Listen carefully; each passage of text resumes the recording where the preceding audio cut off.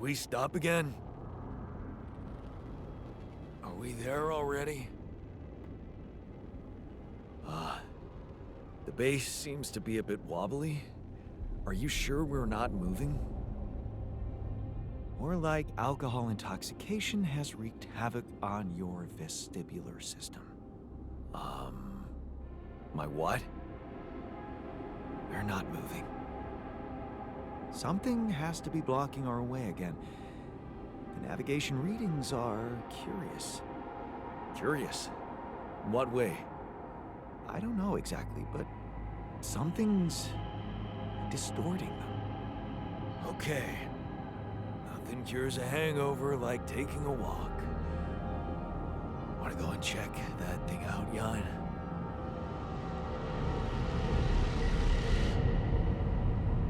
Hello everybody, welcome back to the Altars. Welcome to Act 2, Part 1.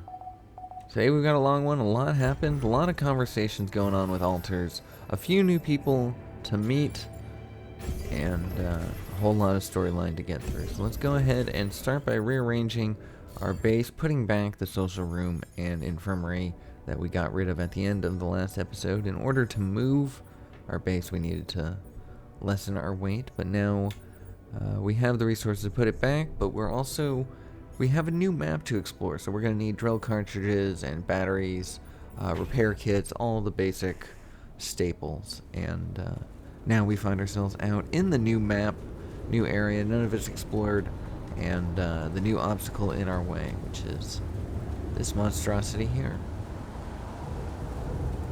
What the hell is that?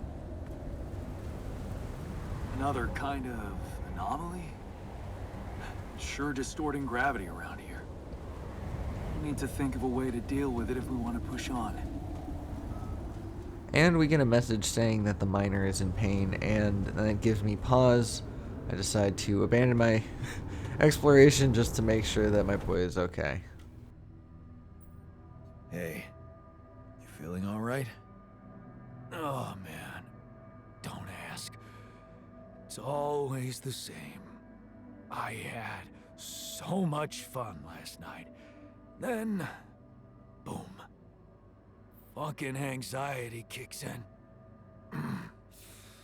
Don't happen to have any chamomile on you? And that was it. He just has a hangover. In fact, they all have hangovers. What? Oh, I don't remember anything from last night, except for waking up in the technician's bed, which I'd rather forget. Hey, you feeling all right? Yep, yeah. Just a little dizzy after last night. I don't think I ate enough fatty foods. Not that we have any in here. Could have made more pierogi. I think my metabolism of glucose might have been affected. I'm finding it hard to concentrate. That's exactly what I feared. This party was premature. Hey, I took a closer look at our obstacle. It looks like something is distorting the gravity field around here. Good thing our base stopped, or we'd just be floating around in the air like those rocks. Amazing. The sheer scale of it. I wonder if it's related to the interval.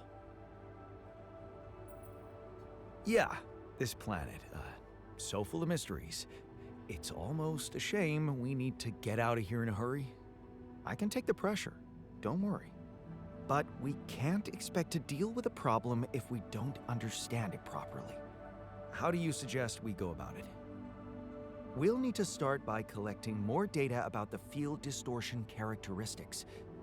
The base should have blueprints for a device called a gravity sensor. Once you craft it, it needs to be placed somewhere high to cover as much ground as possible. We're in a canyon, right? So maybe a ledge somewhere high up would be good. I'll mark potential spots on your map. Okay, I'm on it. What's the matter, girl? You look down. It takes 10 minutes of in-game time to pet the sheep, but every minute of that is worth it. So, with any new map, some of the most important things you can do in the beginning days is to explore as much as possible, locate the resources necessary, find out what the dangers are, and how to navigate them. Such as this new one. New anomaly I've never seen before. Quite a fun one, too. What is this? A new anomaly?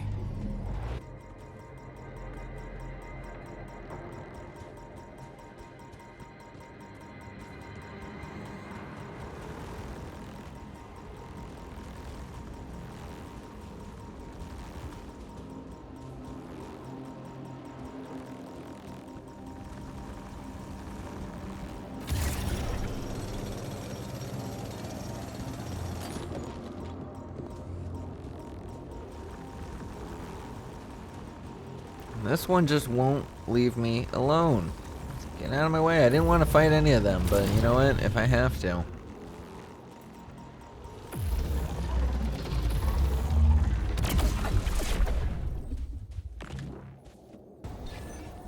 And so the first deep mine we find is organics, which is very nice. It's a good one to start with because that creates the food that you need, and every altar does need food. So now that I've got my advanced mine set up, it should do very well. All I need to do is set up my pylons and connect it back to base. But I learned quickly that in Act 2, things don't come easily. As you see here, my pylon is no longer connecting to the machine. I haven't quite noticed that yet. I had to waste a little time going through the time dilation twice just to realize that I had placed a pylon what I thought was too far, but it turns out that it is merely the setup of the rock that had stopped me. So I'm trying to set down this pylon here to connect it, only not realizing that I had set down all of my pylons with that major pylon hub, and I don't have a pylon to place.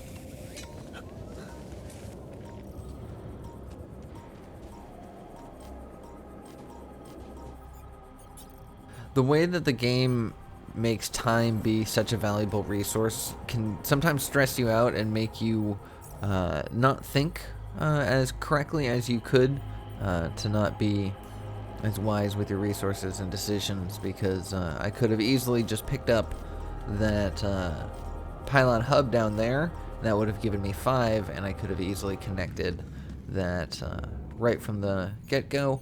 But I'm going to struggle with it enough and realize I don't have any extra pylons, so I'm going to just ignore it for now in favor of more exploration to see what's out there. I break through these rocks. These drill cartridges, are completely invaluable, as they will almost always reveal a location of interest.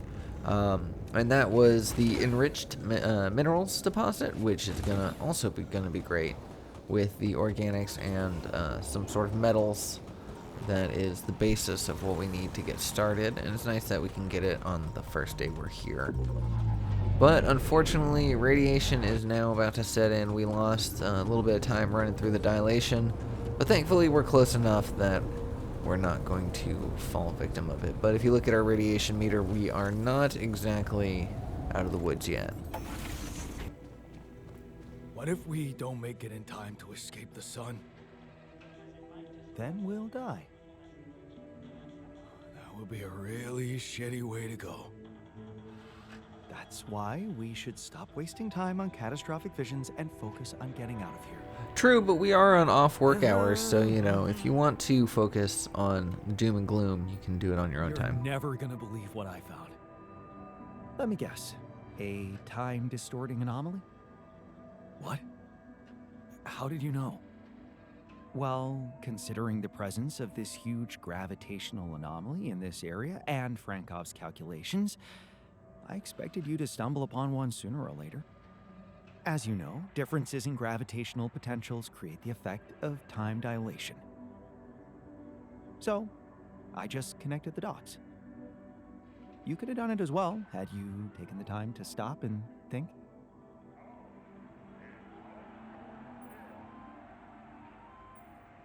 I guess I was too busy discovering it. Of course, the credit is yours. Now, tell me more about it. Well, when I got inside this thing, it just, slowed me down while all around you time seemed to speed up. Yeah. What a discovery, Jan. This is just getting more and more fascinating. Well, it's pretty hard to get rid of. The closer I get to its core, the more time I lose on the outside. Yes, but you're also approaching the center of its gravity, which means that the core should slow down and be an easier target. Huh. Interesting. I'll think about that. Thanks. And we can't skip out on having fun with our friends. Also give them a little boost of motivation, a little pep in his step for tomorrow morning. Can't hurt. Fucking hell. I do kind of love this mechanic. I think it's pretty fun. There is a dartboard in this room as well, so developers, if you are watching this, consider maybe expanding the games. I think that would be a lot of fun. I don't know how easy it would be to implement, but if it is, consider it. So for this next section, I want to give viewers the chance to be forewarned that at the beginning of the following day, there will be depictions of blood as well as the aftermath of a self-harming incident and some minor body dysmorphia. There is nothing graphic visually shown outside of the blood, and that is only for a short period of time. If this is something that bothers you, go ahead and skip to this time, and you will avoid that.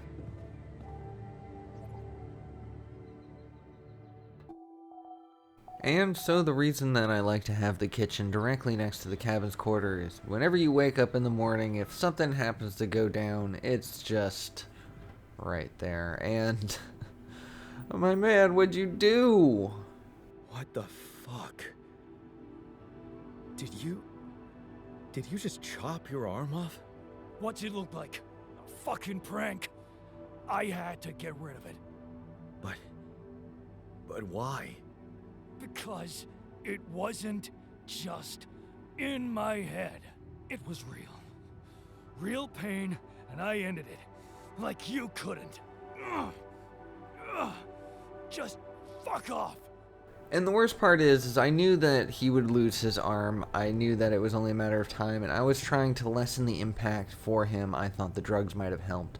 Turns out that there was a better route that I could have gone, and I will have to try that out in the next run because it was really upsetting to know that he couldn't come to me with his problems. To anyone who skipped ahead, the only thing you need to know story-wise is the miner is now incapacitated to do his job, and we're going to need to find a way of healing him. But first, we still need to figure out this new area. This time dilation is really inconvenient considering it's like one of the major thoroughfares through all the places that I need to get to, causing me to get time dilated every single time. So we spent the time to get close to the center to destroy it. I think on my next playthrough, I'm going to focus a little bit more on this ALX technology. Being able to clear out my path of the anomalies, but then turn those into better resources, I think that could be pretty useful. There's quite a few things as you play and you figure out how to do things a little bit better. Should I take care of this Start now? thinking of next playthroughs. It's kind of fun. So here we have a new anomaly. I'm assuming that this was one of those time distortion anomalies because it is a very similar style to it. Unfortunately, it is something completely different. A pop-up appears on my screen, fairly large actually, telling me exactly what it is.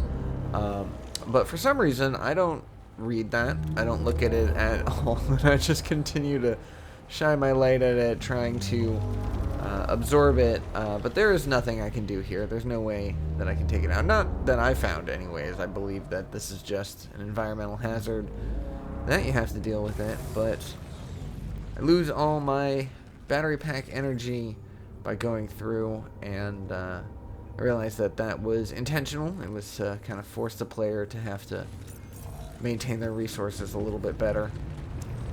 So at this point I realized what the anomaly did. At any point I could have just read. So, like I mentioned before, this game can sometimes stress you out into bad decisions because you're just trying to be as quick as possible, just trying to get as much information as possible. Like how I'm searching for the ore right now, not really taking time to be accurate with my placement. I'm just running around clicking until it actually just automatically grabs. It is a little tedious. I could see that being something that can be more grindy than fun for people.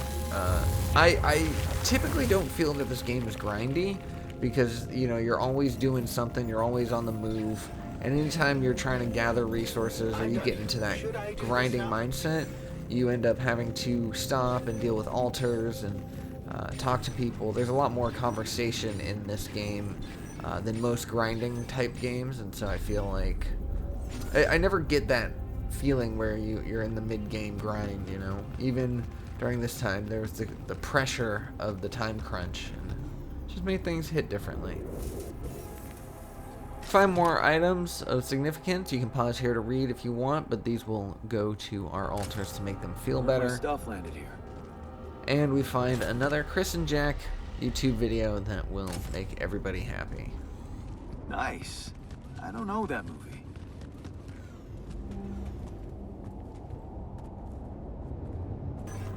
Trying to nail down the deposit for the enriched metals is an extra blend of stressful because you are searching and searching and searching, and the entire time you're just building up more and more radiation. It's not as bad as I initially had thought. I was treating it as kind of a life-threatening situation anytime you're in there. But I realized you actually can be here for a considerable amount of time. You can spend all day mining in this area without dying, so some of my stress and hurriedness was undeserved. But we finally find the enriched metals just barely on the edge of one of our searches. Thankfully it grabbed. And so now we can go ahead and link this up with the other one and hopefully get this online. Unfortunately, the other one isn't actually hooked up because I had forgotten that I had never gotten the pylon through the barrier because I just didn't have enough pylons. But now that I do, I've got 7 of them actually. I'm ready to link it up, and now I'm starting to find that this map in Act 2 is particularly challenging because of the fact that it is so hard to connect. At this point I had to look at the map a little bit more, and I realized that there are other ways to go. I thought there was only this one entrance, and so I was really confused on how I was supposed to connect to the main base, but it turns out that there's more than one way to shear a sheep, and we just have to be a little bit smarter with it.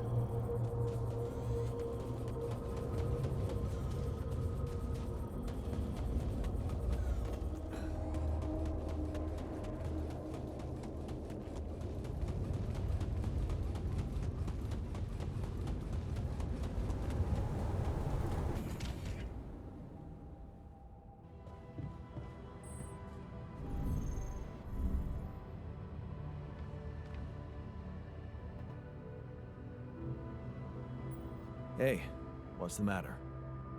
I was wondering, is it just me, or do you have it too? Have what? A splitting headache that won't go away no matter what I do. And a bad stomach too. Ever since that damn party.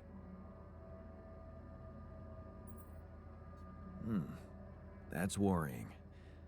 A regular hangover should have gone away by now. Yeah, got me thinking. Maybe the booze was spoiled? We never checked its expiry date. Could have mold in it or some bacteria. Okay, man. Just take it easy for now and don't forget to hydrate properly. Yeah, don't worry. I won't be slowing you down. Even Molly's not there for me when I need her. Look at her. Sulking in her little space. I hope none of those idiots plied her with that rotten stuff. Hey, I found this. I brought it on this mission, but thought that maybe it could mean something to you too. Oh, look at that photo. I'm surprised you took it. They told us to take things that bring back happy memories. I hoped this memory would cheer me up in hard times. I remember the day this picture was taken. I already had a massive crush on Elena. Thanks, man. That's a lovely gift.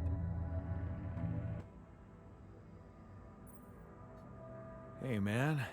I can see you've been tense lately. And understatement of the year goes to... Nah, I'm cool. Come on, let me help. How do you usually deal with, anxiety? Anxiety? I'm not a wimp. I don't do anxiety. And when in doubt, remember that the miner always responds better to a job well done. Well, I'd never call you a wimp, seeing how much work you get done in a day. Thanks. I'm doing my best. And when we look at our altar's moods, it turns out that everyone was quite disturbed at the miner's actions, but it is nice to see that the miner himself does feel better after having done so. So it is an unfortunate thing, but given his history, the mindset that he's developed after gaining a new arm in this whole situation, I understand it, and I want him to feel better. I want him to heal. But it's turning out that this is the part of the game where things are starting to go wrong left and right. I knew there was something wrong with her. I saw it. And I didn't do anything. Wait, what the hell happened to her? What does it look like? She's gone. Molly's gone.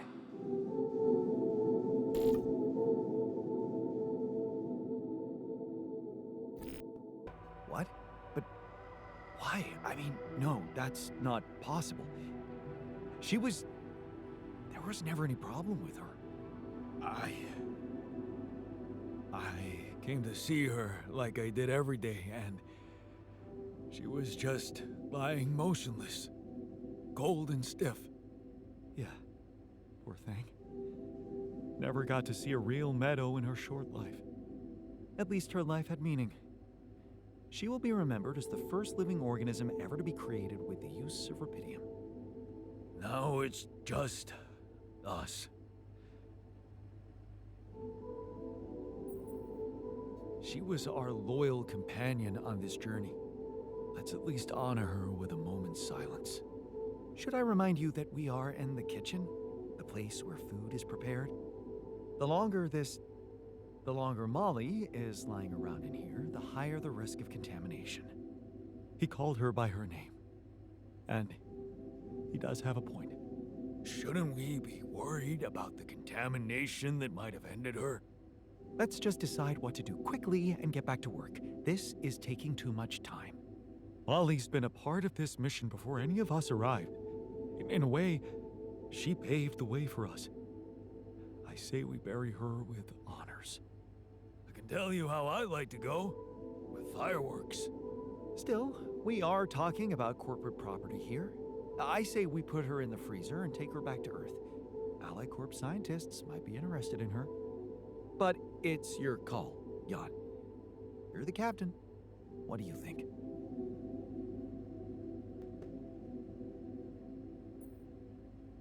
Let's bury her with honors on this godforsaken planet. No. We can't do that. What? Why not? Don't you all remember what they said at training? If any member of the crew dies for an unknown reason, it is the duty of the scientist on board to carry out a post-mortem without delay.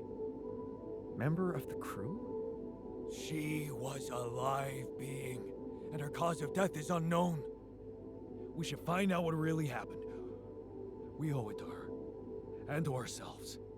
After realizing how connected he was to Molly, I felt it was kind of my duty to allow him And it's this a mandatory to help him procedure. heal. let's do it. Let's perform an autopsy and see what we can find out. All right. I won't argue with procedures. By this point in the game, my emotions are like entwined with the story, and seeing everyone filled with burden and gloom and less joy is just hurting me so much. This game will give me so many feelings by the end of it. I played just a quick round with the botanist just to give him a little bit of joy. I feel like he and I got off on the wrong foot, and I am just playing catch up trying to make him feel okay. You wanted to discuss something? Yes. That moron who amputated his arm for no reason. Can you believe it? At a moment like this, we can't afford to have unproductive crew members on board. Not much we can do about it now. Well, we have to do something. That's why I wanted to talk. I could fit him with a prosthetic arm. I don't know. Seems to me you have more important things to do. There's one thing you need to understand. He's an idiot, but a trained idiot. We need him up and running and not fruitlessly consuming our resources. Don't worry, I won't dwell on it. It should be a simple, efficient solution. Just assign the task to me and I'll jump right on it. And with that decision, it starts the long but very crucial I can task see of you've been healing down this lately. man. Anything I can do to make you feel better? I don't know what you're talking about. I'm great. Right. Anyway, I thought maybe we could talk. No harm in getting to know each other better.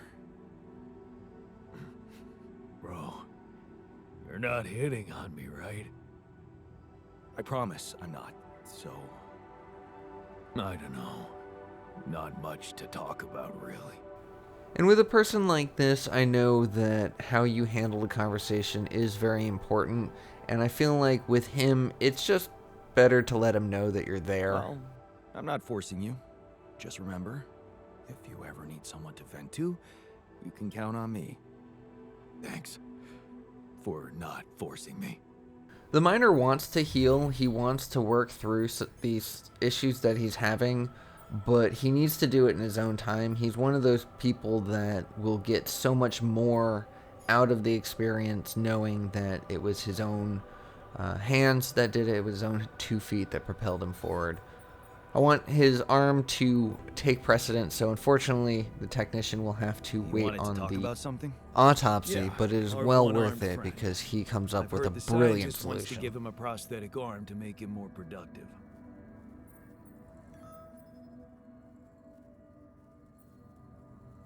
Yes, it's the miner's job to be useful.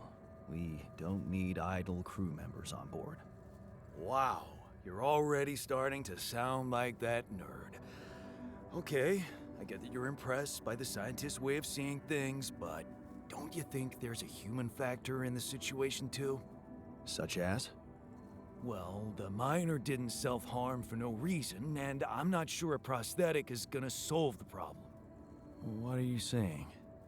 You might want to consider a different solution, more sophisticated and compassionate. Compassionate? Yeah, well, I was thinking Rapidium speeds up organic growth, right? And since you created us, our whole bodies from just a DNA sample, can't you use the same technology to recreate a single limb?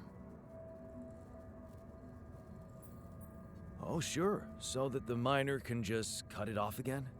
And what if he doesn't? Look, I know he felt that pain before, but what if this time you gave him his arm? One that would feel like a part of him from the very start.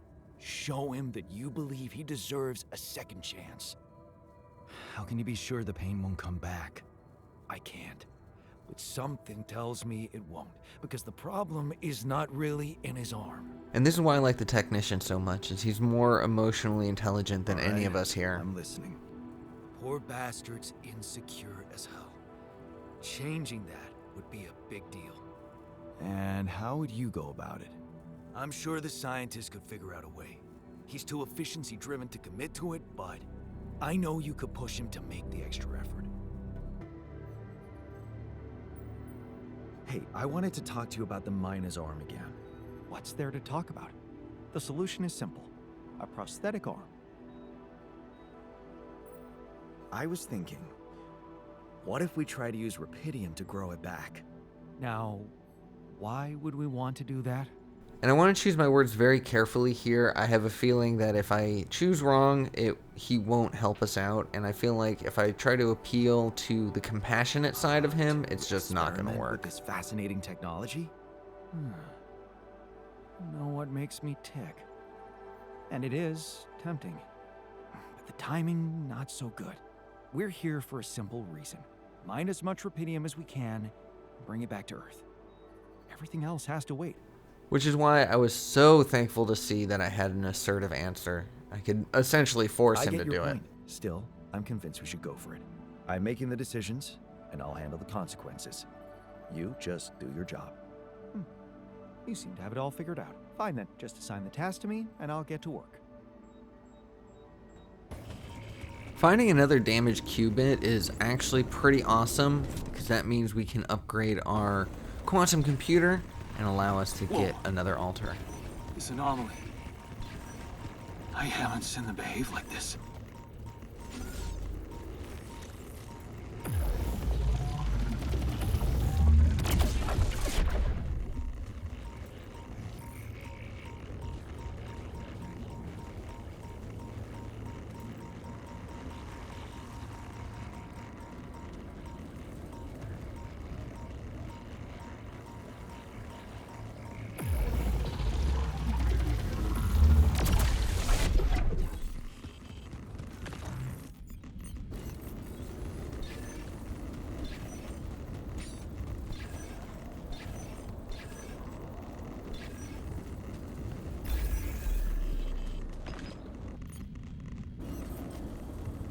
And we laid down our miner, and thankfully this is in a location that can easily be hooked up with the pylon.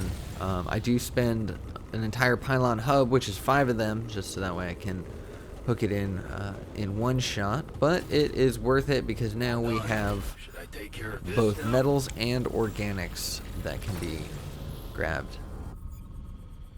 And I lucked out because after placing it, I realized we have an internal, excuse me. We have one of these anomalies that we can go ahead and activate and then follow to find more plant matter. I did not spend enough time seeking these out in the first act, in the prologue or the first act. I did not spend enough time seeking out these benefits, and so I kind of did myself a disservice research-wise by not finding more of them. Talked right through it, but we need a hook upgrade in order to climb that rock face, so we'll have to wait before going up there. But we did have a drill cartridge allowing us access to this new area, which is very important.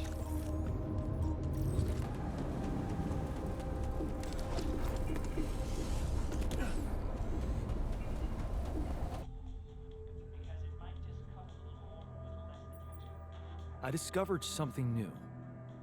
An anomaly that seemed to be pulsating.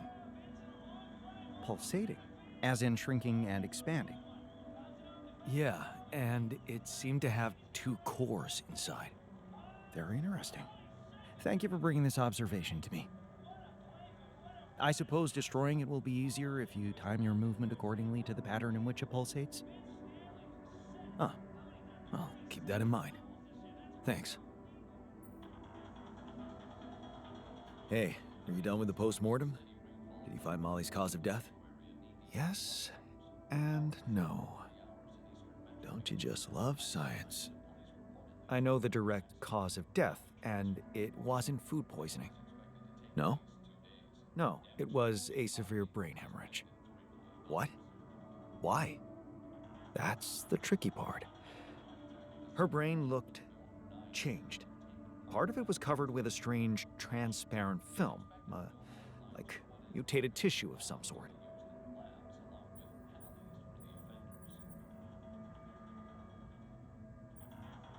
Any ideas where this tissue came from? I don't know, Jan. I'm not a neurosurgeon, and I'm certainly not a veterinarian. A basic autopsy on a human being is all I'm trained to do. I ran a sample through our standard lab tests, and it doesn't fit any known results. So all I can tell you is this isn't any condition I could put a name on.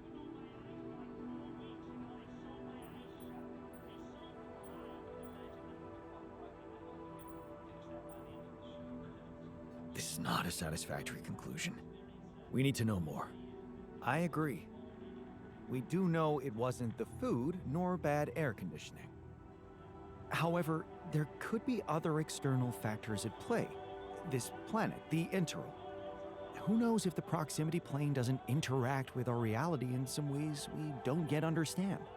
We have no idea about the microbiome here, bacteria, maybe even viruses. Viruses? What are you saying? We should all get tested, just to be on the safe side.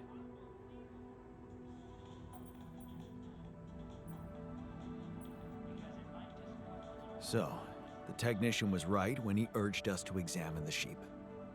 And we were right to listen. You can't just let him have the Let's win. follow You have through. to make it your good idea too. How do you want to proceed? MRI scanning. A simple procedure that will give us the first crucial answer. Is anything affecting our brains too? All I need from you is a simple upgrade of our infirmary. Think you can handle that? Okay, I'll take care of it right away. Excellent. We'll start the checkups immediately after it's ready. Unfortunately, we are going to need to allocate a lot more resources to build the MRI upgrade.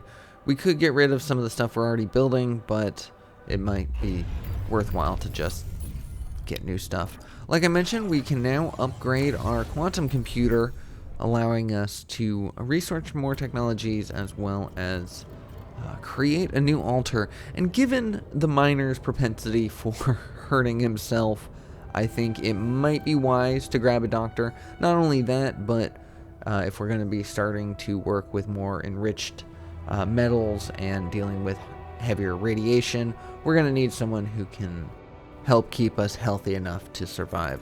So we are going to turn to the moment in time when Jan could have saved a young woman from getting mugged, but instead chose to walk away, whereas this doctor decided to chase them down and to stand up for this woman, and thusly branching him off to being a completely different person. From the age of 15, he is our youngest branch thus far, and so his life will be considerably different from Jan Dulski, Jan Prime, as they're called. So we are introduced to Jan the Doctor. We'll be meeting him shortly. But first, let's take a look at where his life turned. Like I mentioned, he decided to chase after the thugs, and after he caught them, he found himself in a rough part of town, meeting a person who was there to try to help the people. Eventually, he gets kicked out by his father and spends his teenage years on the streets, and it was Edgar, that man who warned him and told him to get away, who ends up saving him and taking him in. At 17 years old, he saves the girl from ODing, and he feels something in him, a spark of joy at saving someone that he only felt before when he chased off those would-be attackers.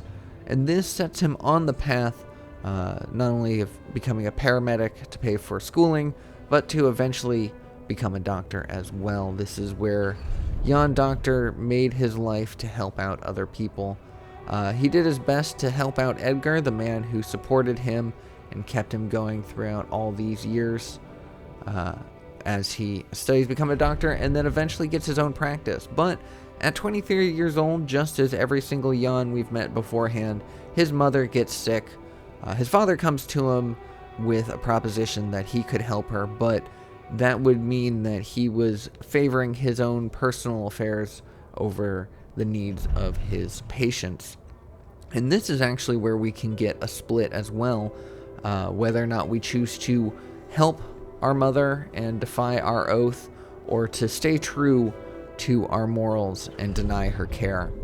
The doctor, however, decided to give her care, saving her life and preventing her death. And this is the only timeline where Jan actually gets a relationship with his mother after the years of 23 years old. However, because of the sacrifice to his morals, Edgar no longer will help him, and he starts to lose his path. He starts to lose his practice. Feeling somewhat lost, he ends up traveling the world and goes to war-torn villages to practice medicine in a way to recover his soul from the decision that he made. During this time, he ends up meeting someone, falling in love, and having a bit of a life in a village, finding joy where he thought that he could no longer feel it. The connection to this woman and to the community made him feel at home. He ended up learning a lot about feeding the masses on little ingredients and helping people heal through both food as well as medicine. The doctor is really turning his life around. But at 32 years old, he finds out that the woman that he loved actually had another family, that he was indeed the other man in the relationship. He was the homewrecker, or at least he felt that way, and that guilt has kind of come back to haunt him and ended up poisoning that good feeling that he had. The Ally Corp has been pushing for the Dolly Project, trying to get people on board, and given the fact that he has such a care for people, he is the perfect choice for the Doctor on the mission, which once again brings Jan Dulski into the position where he is on this planet. And that does again bring us to where we are today, but as we hover over the end, it's not as bright as it used to be. So in Act 2, I'm finding out that most of my time is being taken up by exploration. As you see, we have hardly any of the map discovered, and we're already on day 40. We still have the interval to find the rest of. We still have pylons to connect. We have 2 mines that are just powerless. We're only working on the enriched metals for both organics and metals currently. We've got nothing making minerals, and without the minerals, we're not going to be able to make the MRI scanner. There's a lot of challenge in Act 2 as far as the coordination of how you link everything together. As you see here, I'm kind of working my way through a series of caves and having to deal with pylons as best as I can, but eventually I'm able to connect to all my machines here. And now we can put people out there. We can put the botanist, the scientist, the miner, or the tech. Well, not the miner, but the miner will have to wait. This is a job that requires both hands on the machine. But nonetheless, we now have the ability of producing metals and organics and enriched metals. But we do still need, 2 enriched metals and an organics. We don't have regular metals, and we don't have minerals. I'm really stuck here. I'm gonna have to destroy one of them if I want to get by unradiated. I could always just run through them. It's, not always a problem, but given the fact that I have absolutely no radiation right now, it's not something I'm, rushing out to do.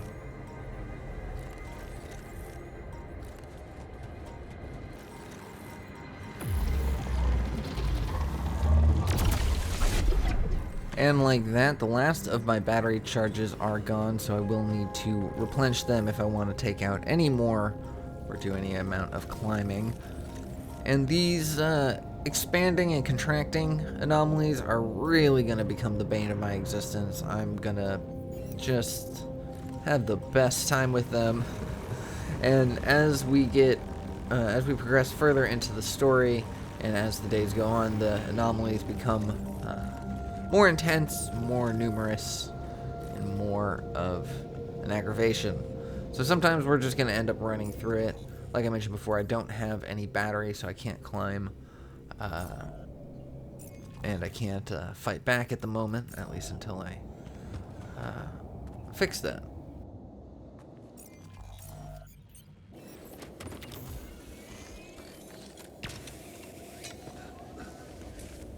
there we are. Typically, if there's an area that's locked behind either a climb or a rock that needs to be destroyed, typically, not always, but typically it's a good sign that there might be something of interest or value up there. Unfortunately, it's not on this platform. We're going to put a drill here, bust through, and hopefully on that side we can get ourselves a mineral mine, and then we can really start cooking into this act, because we're going to need all the resources we can get moving forward. This game is actually about to start kicking things up to 11, and I'm really excited to show you where this went.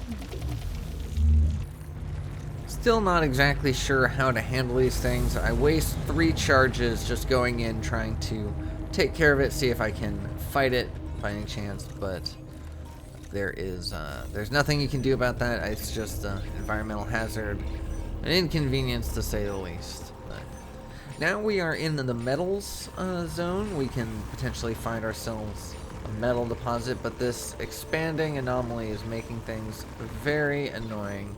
And I'm quickly becoming irradiated by getting caught between 2 of them, which is, I feel a little unfair. I feel like they're ganging up on me a little bit, pushing me into this wall. But, there's nothing I can really do. I don't have the batteries to waste. Knowing that I was just about to run through that again, I don't want to waste a battery. Molly's grave.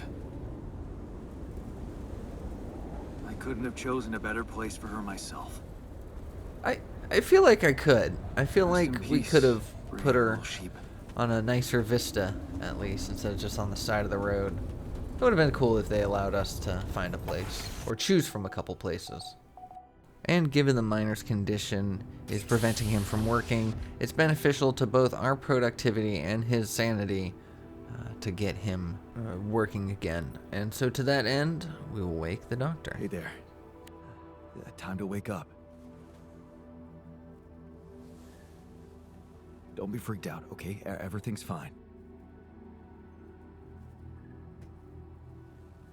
Yeah, of course.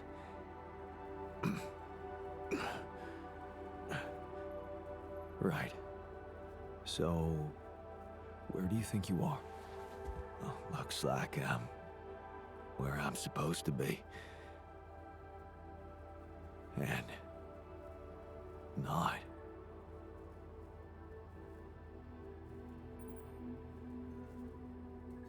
Exactly. I couldn't have put it better myself. You're on the mission you were supposed to depart on, but circumstances have changed, and you're someone slightly different than you think you are. Huh. You look like me, and you seem to know me well. I feel like I'm looking into a distorted mirror. Is this some kind of metaphysical experience? On the contrary, it's all very physical. Really? Yeah, I'll explain everything, but first I need to go through some routine questions with you. You know who you are? Sound question. A lifetime isn't enough to find the answer. Look, it's not a test.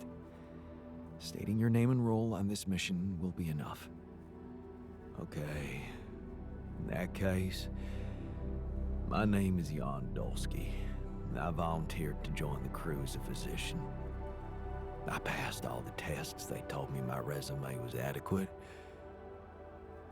So, what went wrong? I'll be honest with you, a lot of things went wrong. This will sound disturbing, but my name is Jan Dolsky, too. I'm the one who went on this mission, but things got complicated and I needed help. So, I decided to create alternative versions of myself with different memories of their lives, different skills, and you're one of them. What? Wait, does that mean, yeah, you're my alter. But my life, I was supposed to. I wanted to make amends. And you can still do that, believe me, plenty of good deeds to be done here. You don't understand. I need to fix things. Everything's connected. My scars, the blisters on my hands.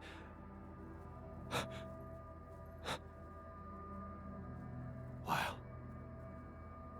They're so impeccable. Once again, we heal ourselves through the cloning process, My tattoo. It's gone.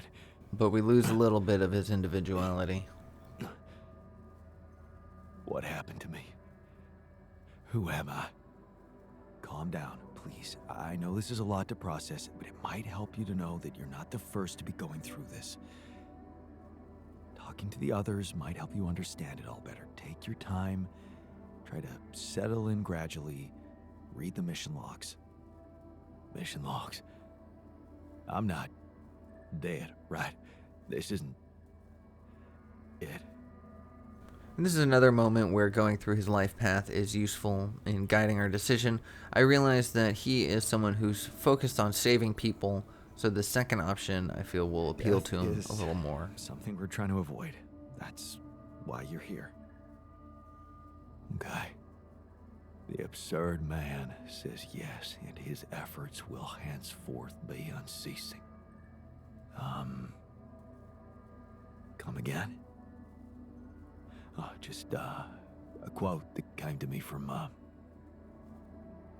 never mind. Just get some rest. What if she died because of something we did? It was just a sheep. The sooner we get over it, the better.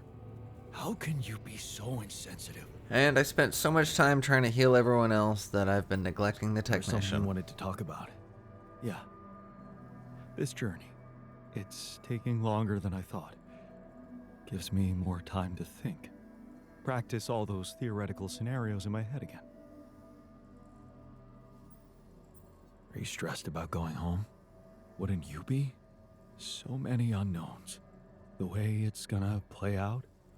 When I finally appear on Lena's doorstep, will I catch her after her morning run, or does she not do that anymore? And where does she even live? But most of all, will she be happy to see me, or will it scare the shit out of her?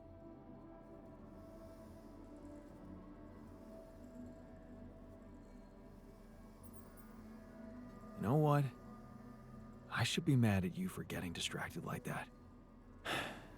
But I totally get it. This fantasy keeps you going, doesn't it? Yeah, it does. Just tell me at least if she still watches that stupid comedy show. You know, the one about A bunch of eggheads trying to make a video game that sells. Yeah, yeah, that's the one. She'd eat a packet of roasted peanuts and laugh her ass off. Right.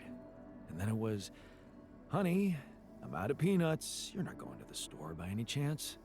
Oh man, exactly. I loved that. I hated that. Huh. You're gonna think this is funny, but I'm experiencing this strange feeling when we talk about our common memories with her. Like an annoying itch that I can't scratch. I think I might be jealous. Jealous? Of whom? Me? No, not who. More like jealous of what? All those things I shared with her, intimate moments, I thought they were just between me and her. Now, I have to live with the fact that you had them too.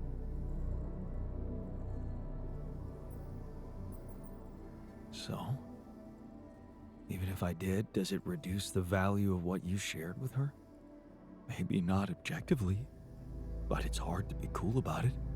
All those thoughts, such as, did she feel the same way with him or was it different for her? It's like with being cheated on. Sometimes it can be easier to accept it when it's just physical, but it can be much more painful when it actually involves feelings. And someone else suddenly enters a space that was supposed to only belong to the two of you. The conversations you had, that restaurant you liked together, the music you shared. Yeah, I think I know what you mean. There was a time when I thought Lena was cheating on me. What? Things were already beyond repair for us. I think I just needed to blame someone else for it. Find an easy explanation as to why she was so distant from me. Was it true? No. I can see now how childish it was of me. And I know it's not very mature to be feeling what I'm feeling now. But that's just jealousy for you. It's not rational in any way. Still, you just can't help it. And all it does is make your mind go crazy.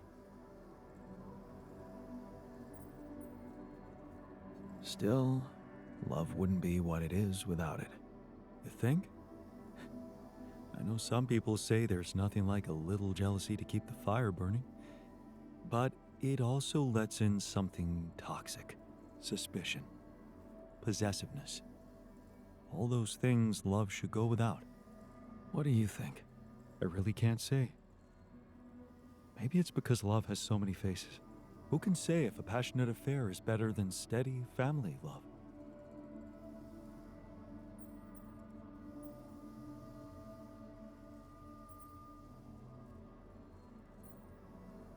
I suppose that depends on the person you are. Maybe. You know what? I shouldn't have touched on this subject in the first place. What? Why not? It's opening up too many wounds. I guess I just miss her. Simple as that. I hope she calls again soon. Anyway, thanks for stopping by. Anytime.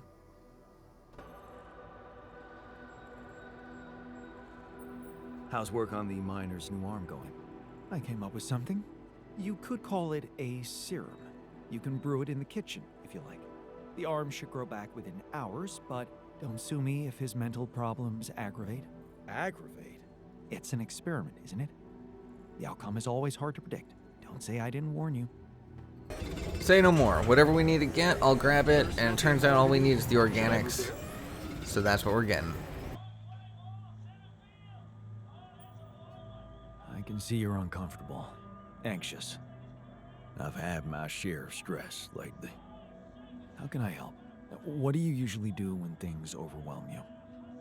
Well, I like to look for hope. In medical articles, for example, I look through reports about new medications or vaccines. Every time someone comes up with a cure for an obscure illness, I feel happier.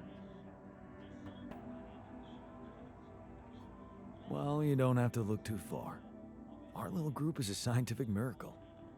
You're right. I can find comfort in that. So hopefully one good smile will lead to another as we break the news to the miner. If it's painkillers, I don't need them anymore. I'm fine. No. I've decided to grow you a new arm. What? Yeah. Sounds crazy, but here it is. A special Dulski brew made only with freshly mined rubidium. You're fucking with me.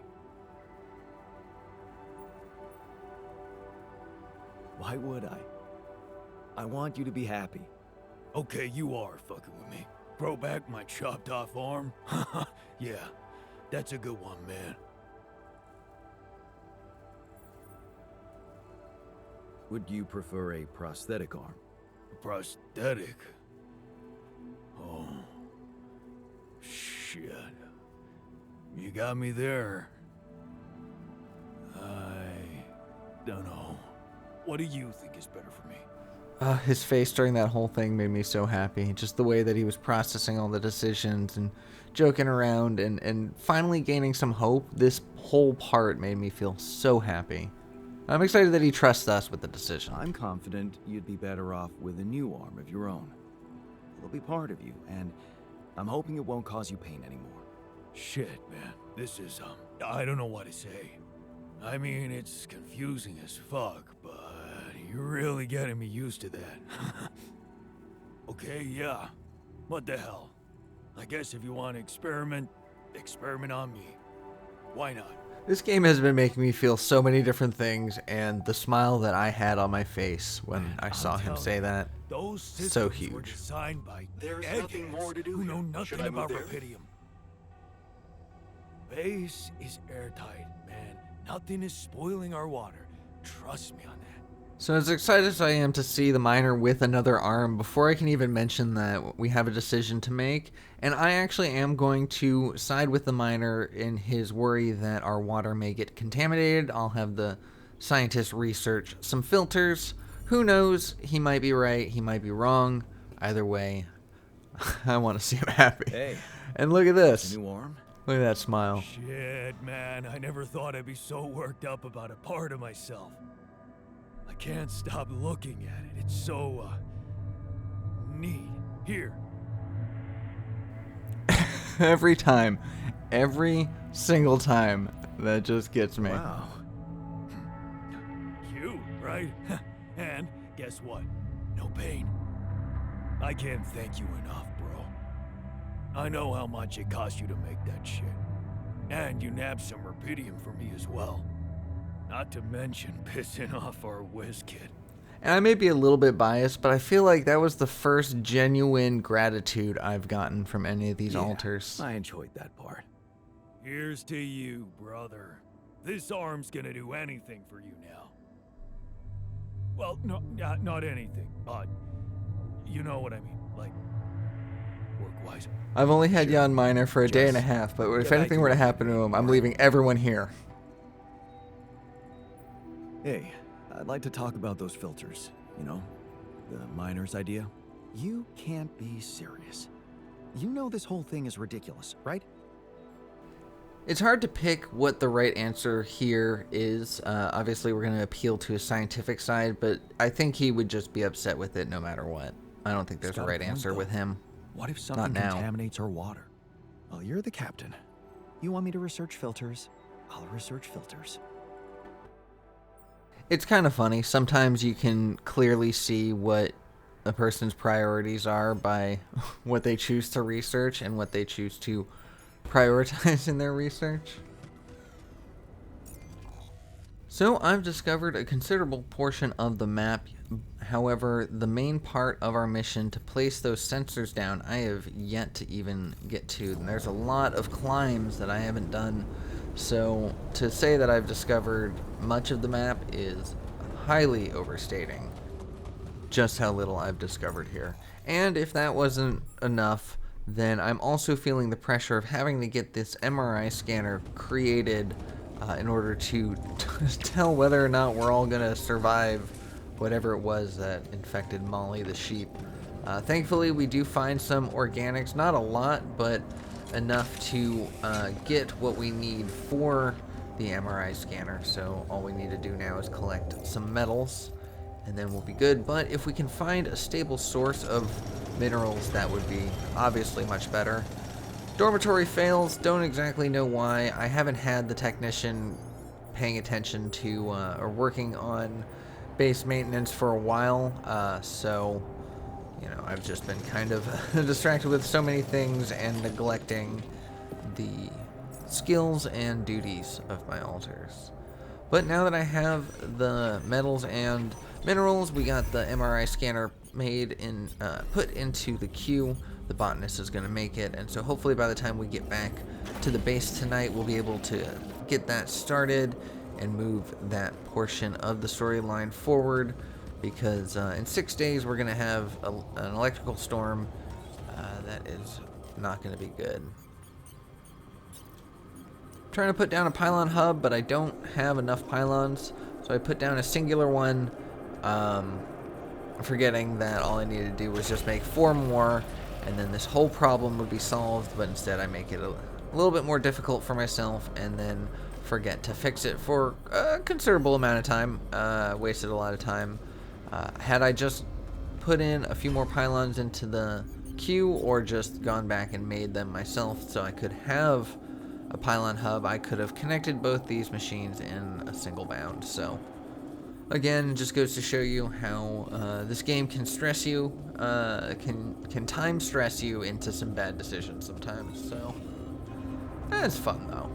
And you learn, you live and you learn, or you live at any rate, and hopefully in the next time I do a playthrough of this, which I am excited for, I'll be just a little bit better. That sheep, kind of hard not to.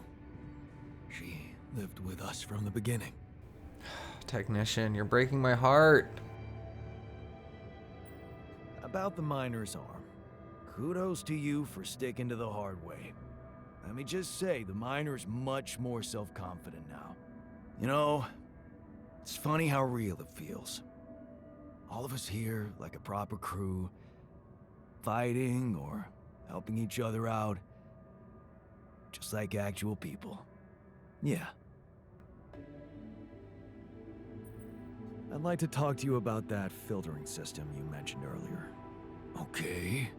You didn't change your mind, did you? No, I'm glad you came to me with the idea. I just wanted to let you know that I'm going through with it. Really? I was sure you were gonna say I'm being paranoid or something. It becomes pretty clear in this part of his storyline that he's pretty used to his ideas being dismissed, or he himself feeling like they aren't good enough. And I feel like he doesn't deserve that kind of mentality, because he is a yawn just like any of us. And regardless of our life path, I feel like he still is smart enough and capable enough to have some pretty good ideas. So I'm going to try to encourage that.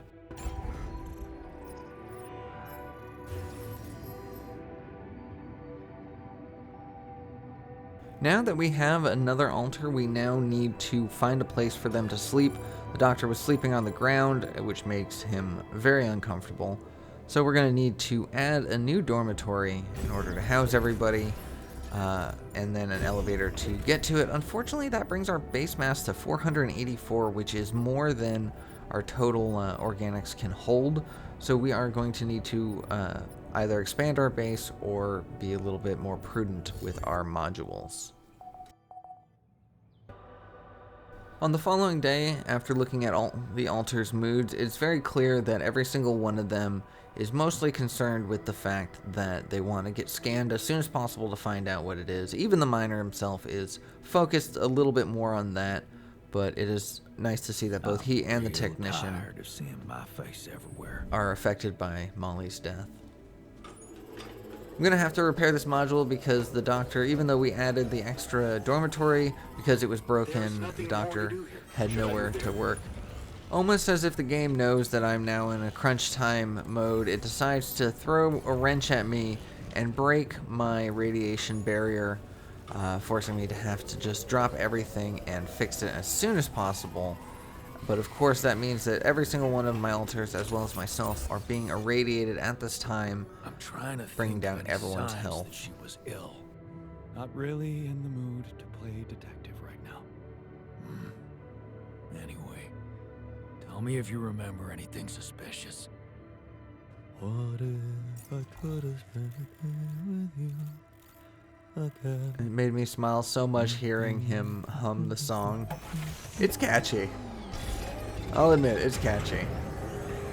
So, we only have a few more seconds before the radiation hits and we need to get going, but we have so many things to do each day that stopping at 2300 hours is really inconvenient. I'm going to try to get this filtering jelly pushed through as soon as possible. However, I do need to have a few conversations before sleeping. Man, you're clearly angry. Well, it is my right to be angry. Yeah, of course, but what can we do? Is there a technique to help you calm down? My mentor, Edgar, taught me how to get into a meditative state very easily. He was incredibly good at regaining composure in any situation, really.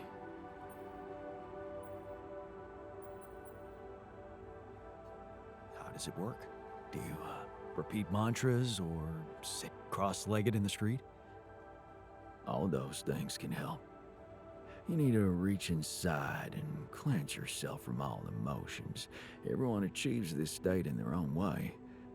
I built my mental hut, an asylum in the middle of a desert where I can quickly go and detach myself from any stressful stimuli. And prioritizing the jelly the following morning, we were able to get it finished off pretty quickly and get it started, or implemented at least. It will take a few seconds before we see the results of it.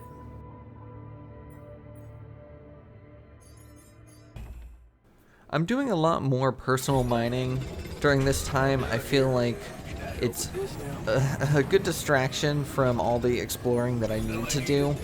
And everyone's asking me what they should be doing, and I just want to mine. I don't know. Let's just get through this day. Let's get as much minerals as we can, and maybe I'll feel up for exploring tomorrow. But I am running into so many barriers trying to find the location to put the main story item that I'm starting to feel the crunch of the time limit. We got 4 days until the electrical storm, and who knows how many until the sun rises. But we can now afford a hook upgrade, which allows us to go to higher heights and new locations. Okay, just lie still and think of something engaging. When will you have the results? Not before I finish scanning everybody. You're the first one, so after we finish, you can go to bed and come back in the morning. I should know more by then. Okay, ready? Here we go.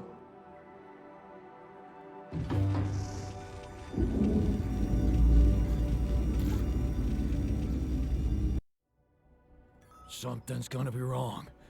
I just know it. It's going to take me an absurdly long time to realize that I am actually in the scene and I can actually control my character. Damn. I hope everything will turn out just fine. Having that many yawns just makes me get lost in the crowd.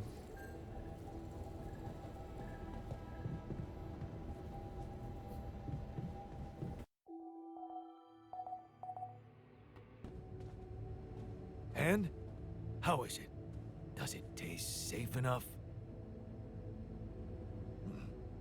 Tastes the same, but I'm calmer anyway.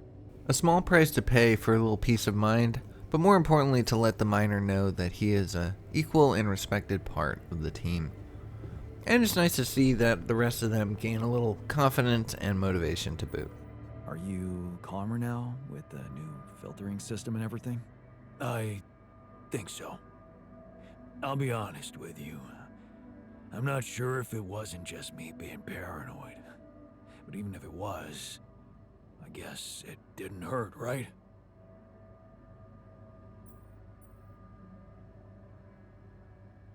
That's okay. You showed initiative and, Initiative. Sounds like some corporate bullshit. But I appreciate it.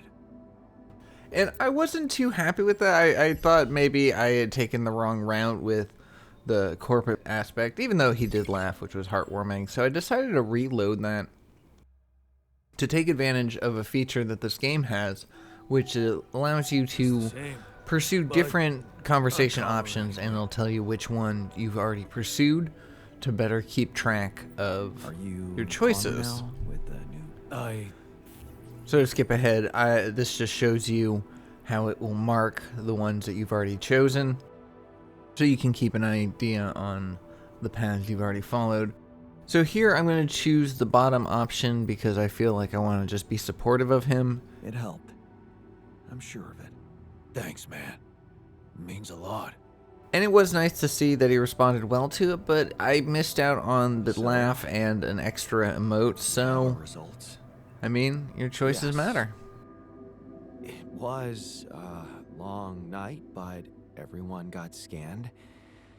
I've just finished running the results through our medical software.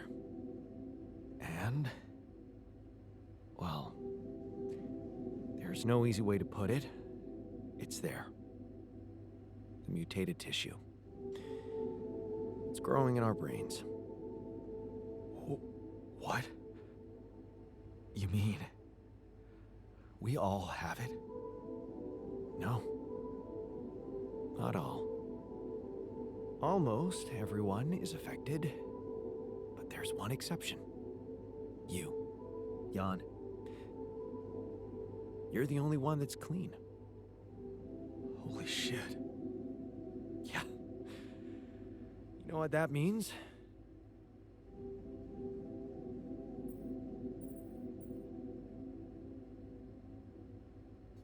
That it's because of rubidium? Oh, I wouldn't go so far. You were the only one who wasn't created with it, true. But there were so many other factors. The speed with which our brain tissue was forced to grow, external circumstances, like radiation, that could have disrupted the process somehow. There are two things we know for sure. One, creating any other altar will most probably result in the same condition. And two, if we don't find a cure, we will all die, just like the sheep. The whole crew, except for you. It's a matter of days. I was really happy to see this option. I don't know if it was a product of what we had already discussed before, but it was really nice to see that I gave the scientists the opportunity to Man, talk for real. I know you're not the emotional type, but is this the moment you want to talk about how you feel? I appreciate what you're trying to do here. Stop and think about it for a moment before we move on to try and find a solution. But what do you want me to say? If you look at it from a certain angle, death is a logical outcome of events. I suppose not knowing exactly what caused it bothers me more than not being immortal. The only thing I'm really scared of is the possibility that this mission will fail because I won't be around. And some might see that as a non-answer, that's just a scientist being the scientist, but honestly, that was very deep and spoke how do we find a volumes cure? about how he feels. Well, I don't know. Try as I might, this is where my expertise ends. I wasn't sure if it was better to put the pressure on him to get him to work in his element, so I decided to go with a more camaraderie kind of feel with it. Okay, don't worry. We'll think of something, right? And then his We face always do. worries me. I don't know. But when I Jan. see his positive mood, it makes me feel a Maybe lot the more people comfortable in who the told you decision. to branch yourself will be able to help us. Maybe. I am still waiting on a call from Lucas about the coordinates. It's worrying he hasn't got in touch yet. Well, let's hope he does. In the meantime, the best we can do is focus on getting rid of that gravity distortion. Even if we can't make it to the end of the mission, at least we can clear the path for you. Okay, Matt.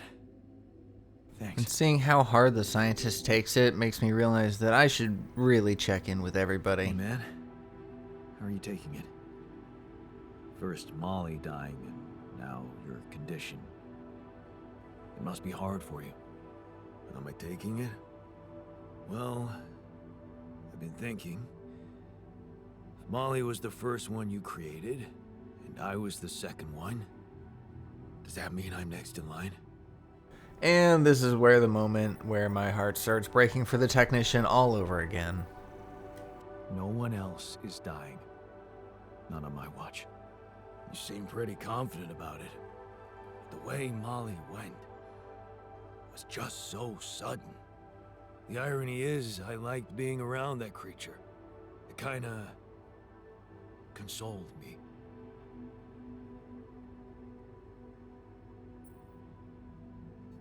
Yeah, me too. I thought I was the only one who missed the poor beast. Did she remind you of Mom's dreams too? Yeah. She always wanted to move to the country and settle down on a farm. She wanted to raise sheep, remember? It only came back to me after Molly went. Yeah. True, I'd forgotten about that. Dad never took those dreams seriously. And neither did we. That's an understatement. We absolutely hated them. Her annoying love of nature. Every weekend she'd go, "Jan, why don't we go for a walk? See how the park has changed since last week."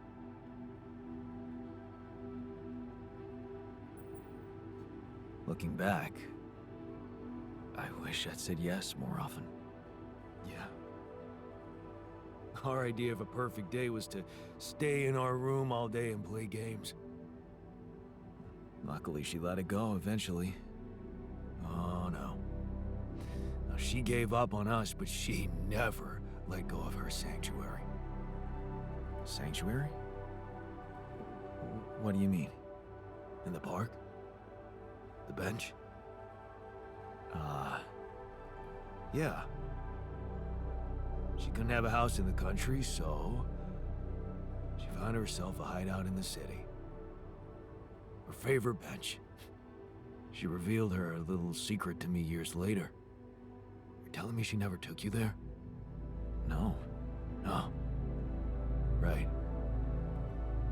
I guess that's because it was after Dad moved out. You were gone by that time. I'm not crying. You're crying.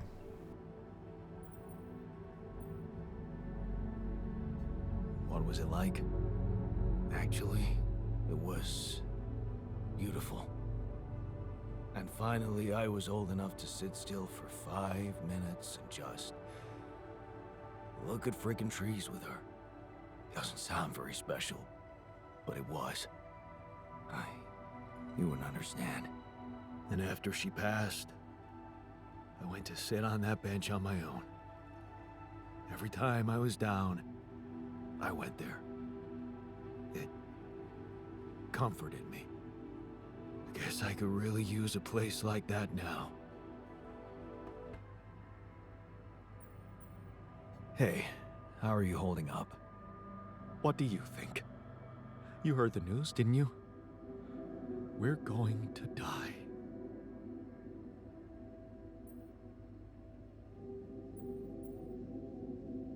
Don't worry, okay? I won't let that happen. Good, Jan. Do something. Because I don't want to go. I'm not ready. Not yet. Hey, how are you holding up? Shit, man. What can I tell you? It's what always happens, right? Just when you start hoping things can change, someone or something decides to drop a goddamn bomb on you. Story of my fucking life.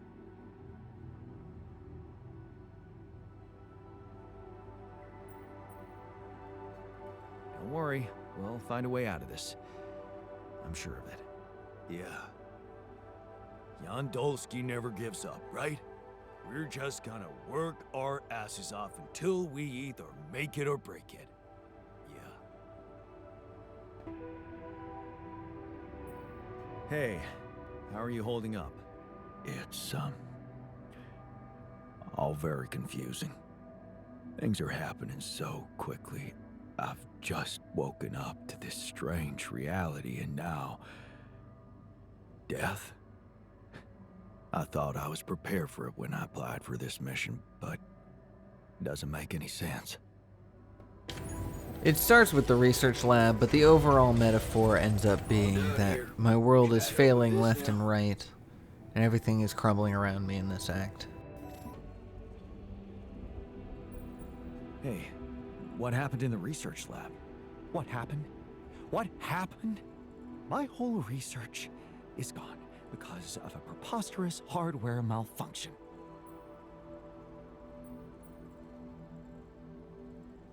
Tell me what to do to undo the damage.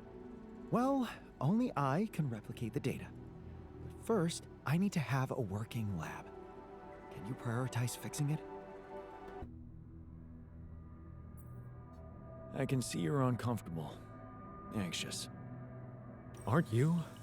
The circumstances are far from comfortable. Hard to disagree. I wish I could help. What do you usually do to calm down? Honestly, I try to avoid the thing that scares me or thinking about it. When it comes to the botanist, personally, the right thing to say just escapes me. I just don't know. Yeah. I know a thing or two about running from problems. Somehow they always seem to run faster. I never said anything about running. What I meant was taking precautions beforehand. Still, it's nice that you shared how you feel. The interpersonal communication in this game is next to none. I honestly feel that this game is so unique and so beautiful, and the story is so well written. You know, I don't know that it is going to get the press that it deserves. I don't know that it had as well of a marketing campaign as it could have, but if it had equal standing, this would absolutely be a contender for Game of the Year, in my opinion. And I think more people should. I think more people should see it.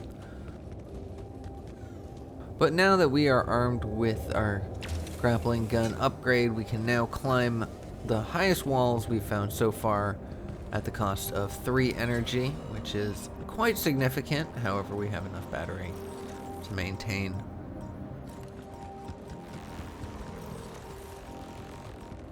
Our surface exploration vehicle. So this is where you landed. Damn, you look busted. Shame. Could have made good use of you.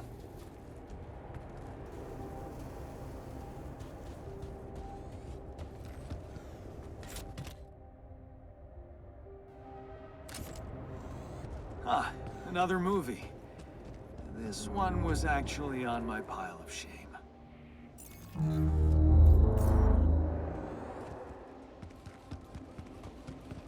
Thus far, I hadn't come across a rubidium deposit, and that was actually a glaring hole in my needs, as we will soon need to gather enough to potentially build a secondary rubidium arc, because after all, I do want to contribute to the cause of saving Earth, even though I will soon realize just how heavy that burden will become.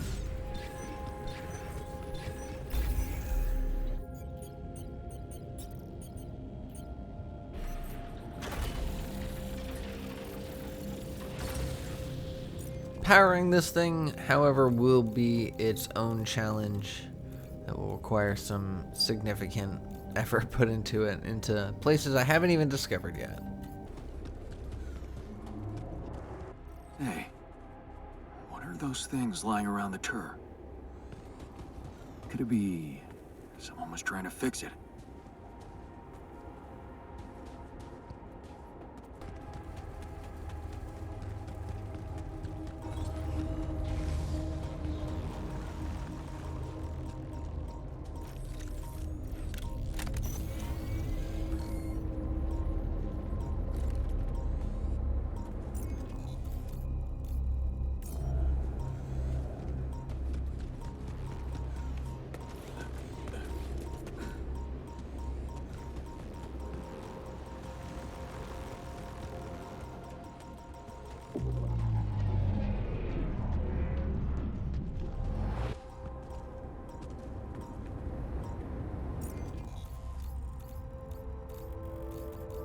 The amount of map checking I'm going to have to do from now on is going to be increasingly frequent as the areas become way more complex and my need to go to specific locations increases. Currently, though, we are close enough to the main story mission location. All we need is to place the gravity sensor in the appropriate place. I've developed a habit of whenever I use a sensor, a drill cartridge, to replace it immediately with another one because they are just so useful This and looks like a good necessary. spot to use the gravity sensor. I really wish I'd taken a second to stop to appreciate the grid warping. You see it momentarily as I look at it here, but I didn't pay enough attention and I kind of turn away from it. I'd like to draw your attention to something. I wish I had, focused on it just a little bit more before going. But sometimes you only see things in hindsight. But now I need to figure out how to get down, because that is easier said than done. It's right there, but it's not going to be that easy. And going through the dilation is never fun, especially when you end up running the long way through it and then through 2 doses of radiation. 2 anomalies dosing you to radiation. I did get an achievement, though, so that was kind of fun. But fortunately, achievements are not good for your health. So, nighttime is coming fast, and I'm gonna need to find a quick and reliable way back down to the craft. We are fairly high up and far out that I feel if I could find a shortcut to get me back, it would be worthwhile. It's worth the effort to go looking, because to run back at this moment is going to be a long run. To that point where I see our mine over there. I believe that is the rubidium mine. And so I think about it, I'm like, oh, we could potentially connect our power, and seeing that it connects to the one down there gives me a lot of hope. If we could just get it to be a pylon hub, then it would have solved all of our problems instantly, but we only had 3 pylons at the moment, so it was unavailable to us. But if we could have gotten that, that would have been great, because then we could have run over and gotten the fast travel from the mine. Thankfully, we did stop and explore long enough to find more items from our past, which will be pretty useful with some of the altars that we have currently and in the future. Jeez, Because that's right, we are a lot not of done. stuff. 26 seconds remaining until the radiation comes, and I don't see any quick way back, so we are going to have to just run the way that we came and hopefully not get lost along the way. Running through the energy barrier means that we have no energy left, so fighting anomalies are not going to be a good idea. Climbing upwards is not going to be possible, and we don't have a lot of time. I try my luck at connecting the drill right now, because if I can just get that pylon to connect from over there to over here, then we can fast travel. But by utilizing this time, I am, well, wasting time. So the pylon hub works, but we didn't have enough, and the regular pylon we do have, but just doesn't work.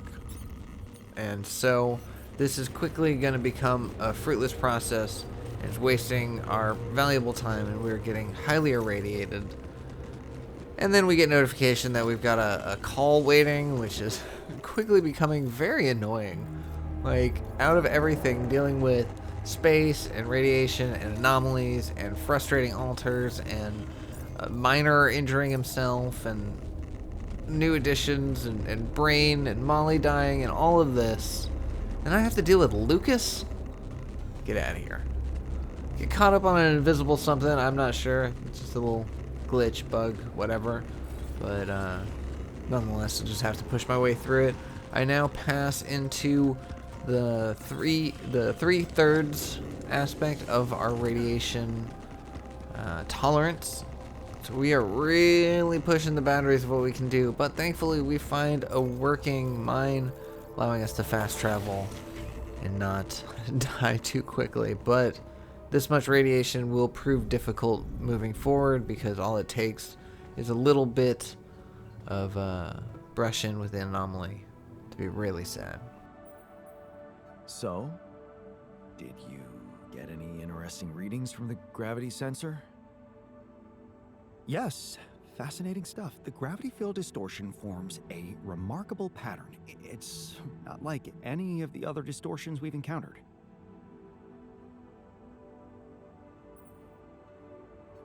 Do you think it's connected to the integral?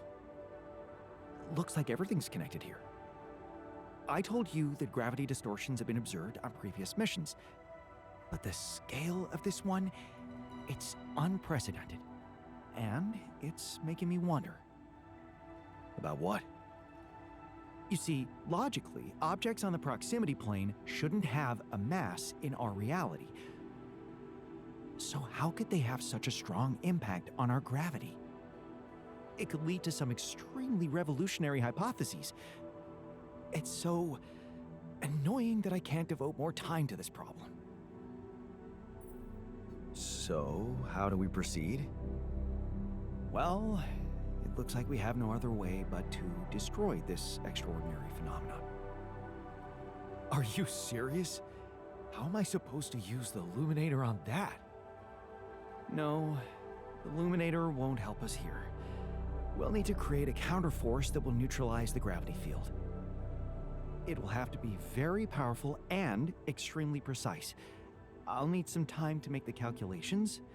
One mistake, and this whole thing can go dangerously wrong.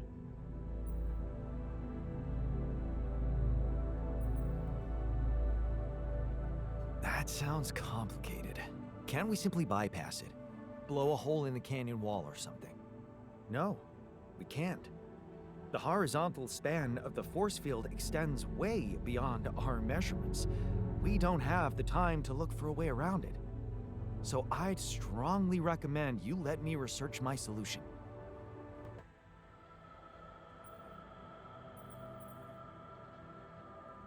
I noticed some tools lying around the tour vehicle. Looks like someone's been tinkering with it. Wasn't you, by any chance? So what if it was? I need to stay sane somehow. Holding a heavy-duty screwdriver in my hand calms me down. Even if I know driving that screw in won't change anything. See, I wish it would give me the opportunity to assign him to it. You know, Hey, I can be like, hey, work on I it. found this. Feel good. I brought it on this mission, but Either way, here's a lava lamp. thought that maybe it could mean something to you too. My lava lamp? You kept it? Sure. It's one of a few cool keepsakes from our childhood. Yeah. Mom and I like to sit by it in the evening, talking and joking. It reminds me of that period when life was challenging, but also really fucking great. The smile that the technician and the miner give are just so Very great, so suddenly. heartwarming. He joined us at a difficult moment. Believe me, before I got here, I've seen some of the most unfriendly places to live on our home planet. Not much can put me off. Want to know what really impresses me? The variety of walks of life in this base, all belonging to one man. It's amazing how different we are. Yeah. Guess I got used to it by now. I don't think I ever will. I noticed something else, too. The others. They have a lot of common memories, many things that they can relate to, but me? I seem to be different. More different, I mean. I think it must be because I branched away at some much earlier point in time.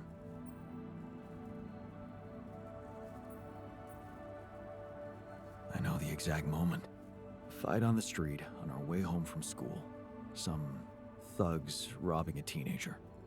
So, that was it. Yeah. You went after them. I didn't. Wow.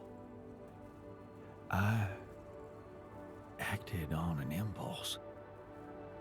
You really think that such a small thing could have changed my life so completely?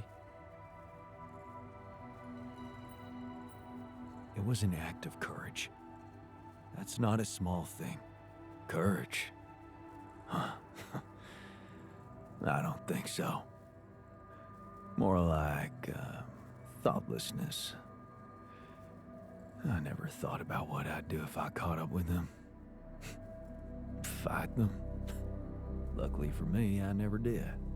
But, I guess, without it, I'd have never seen an alternative to living with Mom and Dad. I'd never meet Edgar. Edgar, a retired doctor, my mentor. He worked down the streets of the slum district I ventured to, distributing food and medicine to the needy. Took me under his roof and taught me that however much you do for others, there's always room for you to become a better person. You just have to see it. Sounds like a wise man. No wonder you preferred hanging around with him than with Pops. It's not that simple, but yeah. He gave me a sense of direction. Living for others. Freeing yourself from material needs and desires. Free from desires? Does that mean you're some sort of monk? No, Jan. Far from it. In fact, I was just going to approach you about something very human. Go on. Well, you see, I look around and I see amazing people. Us, a unique group of extraordinary individuals. But what are we mostly preoccupied with? Efficiency. Scurrying and hurrying to get things done. Prosaic tasks. Repetitive activities. Even if we entertain ourselves, it's for a purpose. We never pause because we're so afraid to die. But eventually, we will die anyway, right?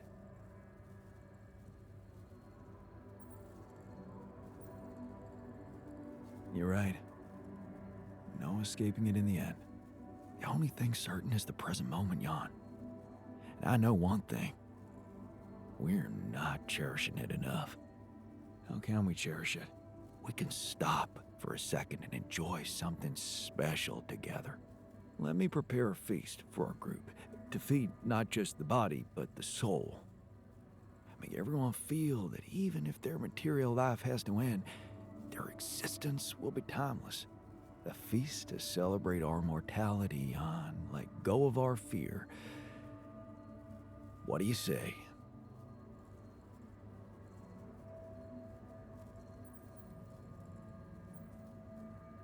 Okay. And what would you need to prepare such a feast? Don't worry, not much. I'm used to running a mass kitchen with only the basic ingredients. But I like to experiment with some recipes first. So I guess I'd like to ask you for some time and a decent amount of fresh greenhouse produce. Why don't you start at once? We have enough supplies for your needs. Thank you, Jan. You won't regret it. I don't know if I've made this clear, but it makes me very happy to make these people very happy. You wanted to talk? Is it about your cooking experiments? How'd it go? Amazing. Surpassed my expectations. I have enough ideas for 3 full courses. And maybe something a little extra too. Great. When can we start? Yeah, about that. There's a little hindrance. What do you mean? The kitchen I used to cook in was quite basic, you know?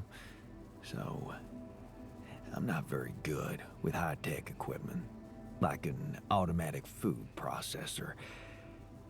I think I broke it.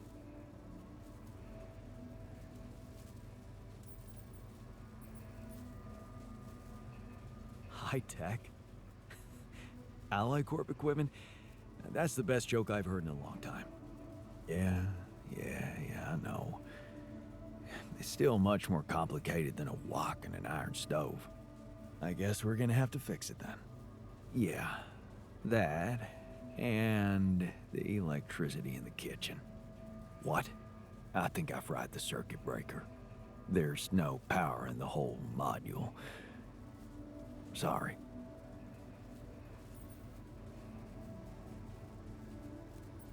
Don't worry about it. Shit happens. We'll just get the whole kitchen fixed. But you gotta promise me that feast is gonna be massive. That I can guarantee. All right. Let's get to work then. Given the healing power of pierogies, I am really hoping that this will bring us together. We're getting to that midway point where things are gonna start coming to a boil, so we need to have some fun memories beforehand. I decided to take matters into my own hand and repair this myself just to make sure it gets done and nobody else has to suffer for it. I am going to need to change around my science, however, because we're going to need these neutralizing towers as soon as possible because the days are just bleeding away from us. And if we don't get the actual mission parameters done, we will lock ourselves out and have to load up a previous day and, you know, unwaste the time that we wasted getting it done. So let's try to avoid that in the first place. I would love to upgrade, but I need 120 metals, and we are just sorely lacking. So we're going to have to spend most of the day getting this done, ignoring the phone call, which I have yet to look at. So that's been like, what, 2 days that I've been ignoring their phone call, but things are moving quickly here, and it's becoming more and more difficult to manage all the different pieces. Keeping my altars assigned to different jobs isn't too hard, but knowing what the most important thing to focus on in each day is, especially since these calls take time. Lucas. What took you so long? Man, finally. I was trying to reach you for days, but I was getting some crazy distortions. I had to reprogram the frequency. What the hell is going on out there? Is the base safe?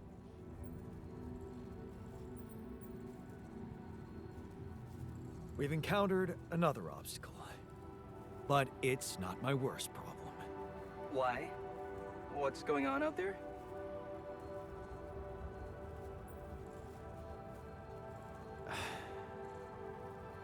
My altars. They're suffering from a mysterious disease. What do you mean?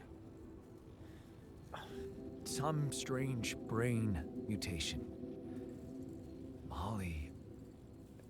The sheep I had to create to test Rapidium had it too. She died without warning. Shit, Jan. I don't know what to say. Yeah, What about you? I'm fine. It's just them. Oh.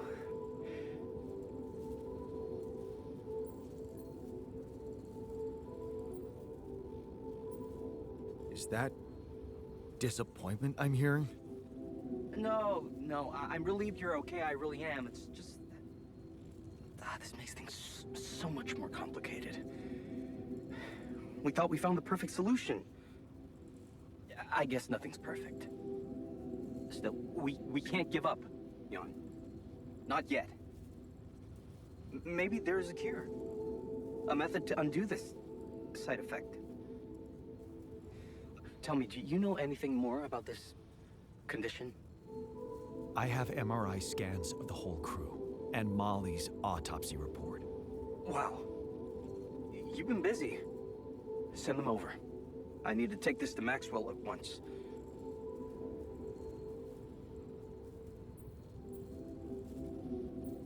Maxwell, are you sure I can trust him? Last time I spoke to him, turned out he's in some kind of conflict with the corporation. What's this guy's agenda, really? Well, looks like he trusted you since he told you all about it. Look, don't worry. It's not really a conflict, it's just... Well, it was very unfair how they treated him. Shut down his lab, basically killed his scientific career. He was like a fish taken out of water, you know? And now seeing what you've done, he must have felt so excited, like it wasn't all for nothing. And he's jumping into a river again.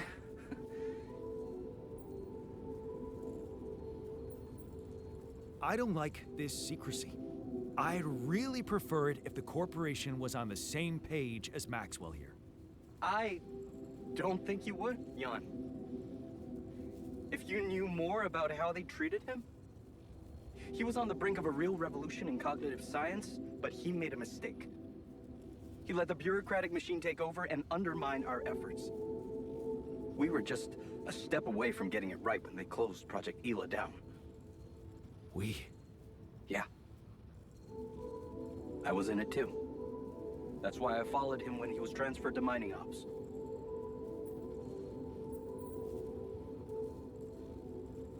So, you think Maxwell could find a cure for my alters? I don't know. But what you're doing is a continuation of his life's work. You can be sure he'll do everything to help you. I'll talk to him at once and relay your findings to him. We'll see what he thinks. Okay. Now, you said something about an obstacle blocking your way? How serious is that? Well, it's a pretty big gravity field distortion. Looks scary, but I'm on it. Thanks. Just need some time. Gravity distortion, huh? That would explain why I couldn't get through to you for so long. But if you know what you're doing, I'll leave you to it. Looks like you have a lot on your hands. Yeah, I'll jump right on it. Hang in there, Jan. We'll get back to you as soon as we can. Thanks, Lucas. L7 out.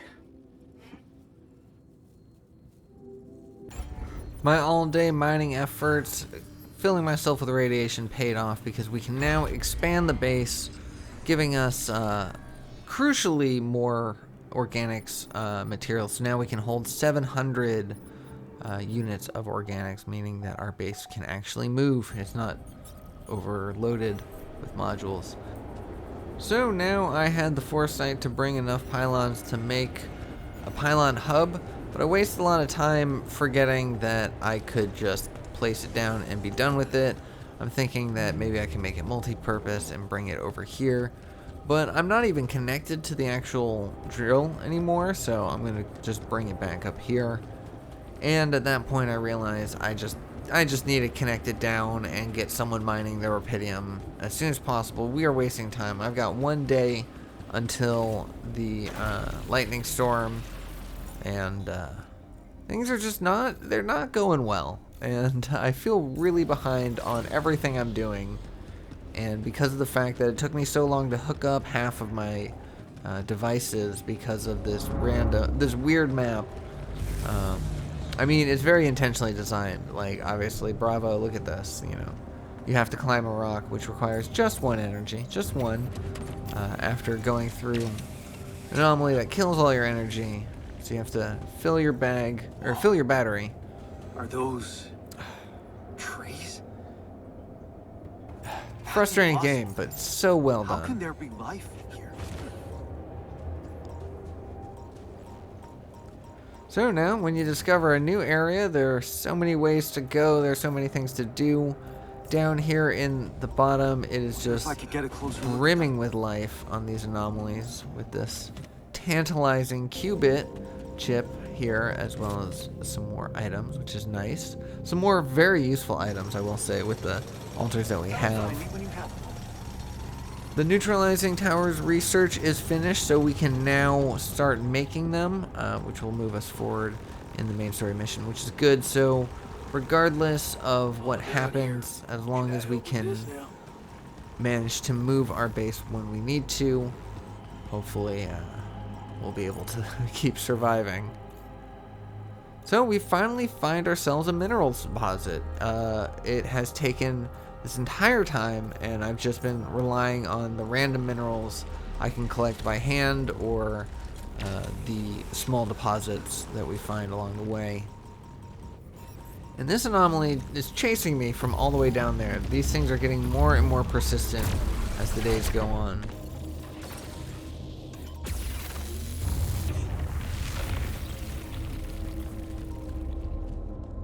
And I get so excited to get to the mineral deposits that I don't even check to see the distance on that anomaly, the time dilation. And at 1733, it is not great to be wasting time this far out to a time dilation, but Thankfully, rather than getting distracted by the Hey, minerals, wait. Is that some kind of a projection? I take the time to discover this.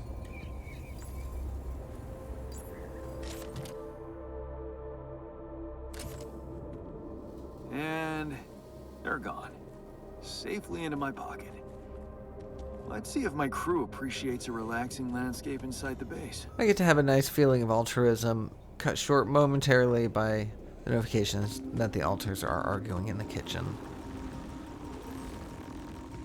We find another rupidium deposit, however we don't really need it. At the moment I am going to pick up these small ones, but unfortunately we already have one set up for a mine, and we don't need a secondary one. However, we do need to find our way back because we are in uncharted territory and only moving forward. We can see our base, which is tantalizing, but thankfully we had a drill cartridge because otherwise we would have been stuck from behind it. And the time is 1924, meaning that we have only mere minutes before the radiation will start increasing, and we are already 2/3 radiated, so it's just not looking good for us. Thankfully, there is a way down right here, which is very close and close to powered items, so we can indeed fast travel if we need to. So I feel a little more comfortable, and I'm going to take a second to look around for this interal. I can never pronounce it right. But these interdimensional flora that's coming from some other place. See if we can follow the path and find this right here. And we are taking significant damage trying to pick the thing up, but I think we got it. No, we didn't. We don't have a lot of batteries, so we had to recharge, and that was what was necessary to grab it. And with that planetary sample, we can now unlock even more technology, so whatever radiation we succumb to will be worth it. And sometimes in this game, that is all you can really ask for, is that the sacrifice you made, the choices you went with, were just at least a little bit worth it. Such as getting distracted by trying to mine minerals in the last 30 seconds. But, you know, we're standing right next to the cliff, and right behind an anomaly which decided to reach out and touch us. So now we are almost dead completely, and it is a good thing that I ran in the wrong direction, because that is what you should do in times like this, is panic and get frustrated and get turned around, and then run through an anomaly yet again, picking up more radiation and entirely missing the deadline to leave. I had extra time and I lollygagged, and now I am stuck outside, and it turns out that the miner is also outside picking up radiation. I don't know what that is about. I decided to go away from the base because this mine was the shorter of the two distances, and at that point I can just fast travel a little bit easier. But now we have to have words with the miner. Like, what are you, like, I can be out late, but what are you doing out late? Hey, I notice you returned late to the base. You know that radiation at this time can be extremely dangerous for you. Ah, you noticed. Yeah, I did stay out a little longer. But I squeezed so much more out of that outpost. And we really need it now. And I do feel kinda nauseated, but small dose of radiation ain't nothing we can't neutralize overnight. Anyone else I would probably try to convince, but you know what? The miner and I are different people. That I think we sounds can reasonable. handle it. Out of anyone, Of course. we can trust Just each other. Trust me. Hey, I found this. I brought it on this mission, but thought that maybe it could mean something to you too. Huh? Seriously? Huh? I can't believe you kept that old calendar. Yeah, well, I still like to fantasize about owning one of those cars. Yeah. Yeah. And escaping my shitty life. Hard times, simple fantasies. Thanks. It won't collect dust. Hey, is that what I think it is? My trademark hunter stew. No way. Big Us? It fucking smells like heaven. You mean the characteristic stench of sulfur decomposing to hydrogen sulfide in fermenting cabbage? May reek of a dirty diaper, but it's proven to work wonders for your gut microbiome. And like all sour foods, it cheers people up. I always serve my hunter stew at parties. And they were damn good parties.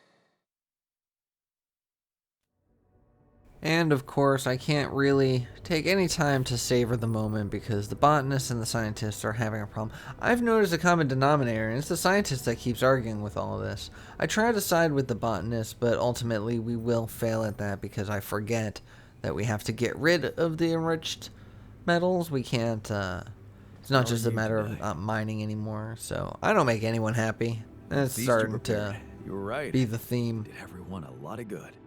I'm glad you appreciate the importance of such things. I have to say, it was a pleasure for me too. I guess I just like making people happy.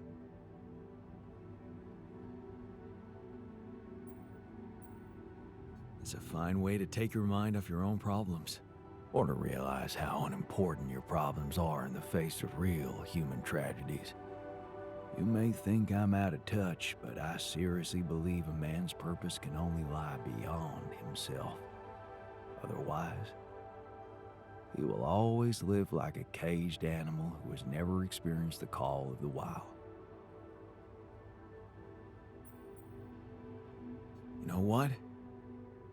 I think I prefer it when you stick to cooking. You should see me in my charity soup kitchen. Ingredients were almost as scarce as here, but me and my helpers always cooked up something special for the locals.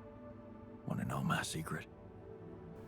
This one, I generally wasn't sure what his response would be, and when I selected that, I was surprised at his reaction, emotionally speaking anyways. Edgar taught you? He taught me a lot of things, but not this one.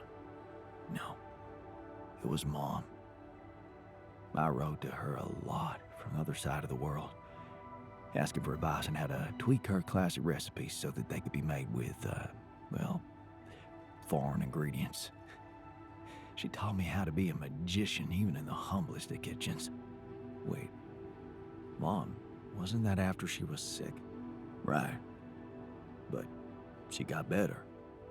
So, you're saying there was a way to help her? Well, it came with a price. What price? A long story, man. But she's alive? I mean, in your awareness? Was she still alive when you went on this mission? Yeah.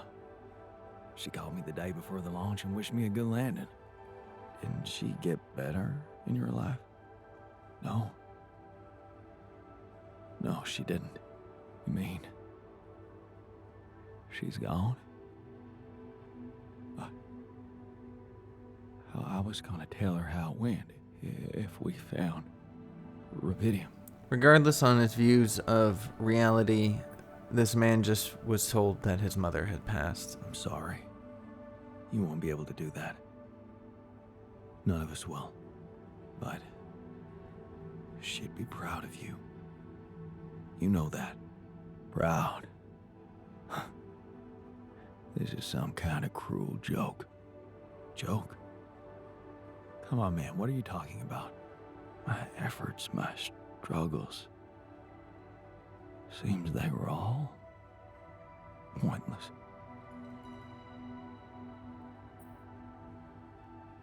How can you say that? The relationship you had with her, it was real. That version of Mom, you know, it lives in you, through your memories, your recipes. And they're not pointless. Thanks to them, you were able to give us an unforgettable feast. Isn't that like bringing her back to life? And look, you've done it twice. You should be proud of yourself. Thanks, but it's not so simple, Jan. I mean, I'm glad to have these memories, but what? I think I'd just rather not talk about it. It was in this I need some conversation alone that the time. doctor became my third favorite altar in this game. So, have you finished your calculations? Do you know how we can get the gravity field back to normal? Yes, the design is ready. Our counterforce will have to come from several sources. 2 neutralizing towers, 1 per each side of the canyon to cover the whole affected area. It will be an effort to build them, but if operated correctly, they should do the trick and give us safe passage through.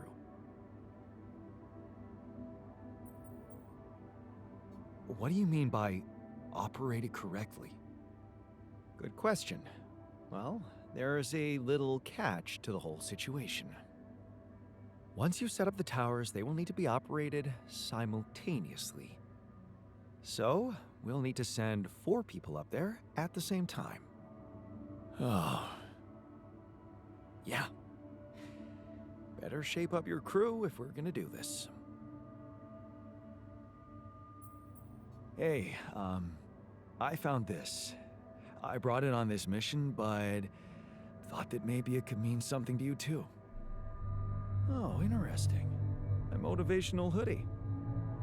Motivational? More like demotivational. I only kept it because it's really comfy.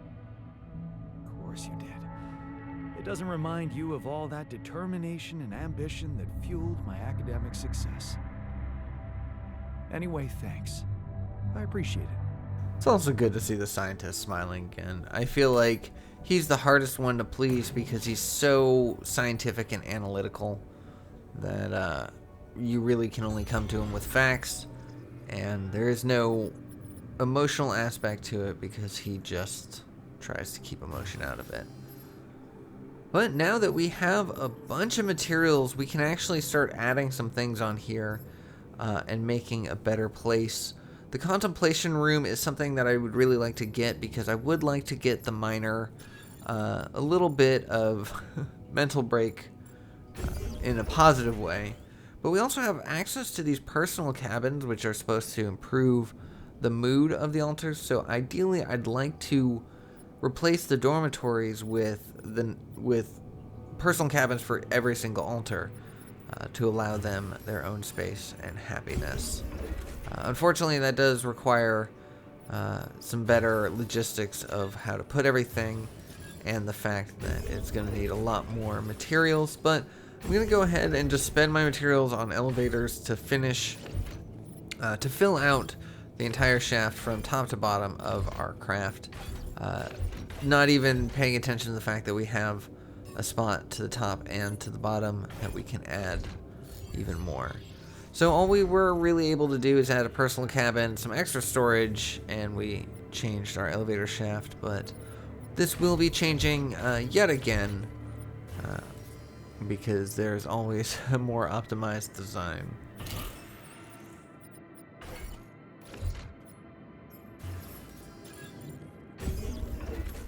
So it's not going to be enough to get every altar their own personal cabin just yet, but with 2 personal ones and a dormitory, we can definitely make sure that all of our altars are sleeping well and well enough. So without any more resources, I'll basically just move things around, try to balance out my Rapidium arcs and get everything in a more cohesive manner, and then keep going. I'm just going to be doing this so many times throughout the game, so sometimes it's not really worth focusing on where things go because they'll just end up changing later. I was skeptical about wasting so much time on collecting more Rapidium for some mining ops jerk. Of course you were. But I gotta admit, the idea that we can make a difference down there, it's not a bad thought. You finally got it. Good thing it took Jan less time than you.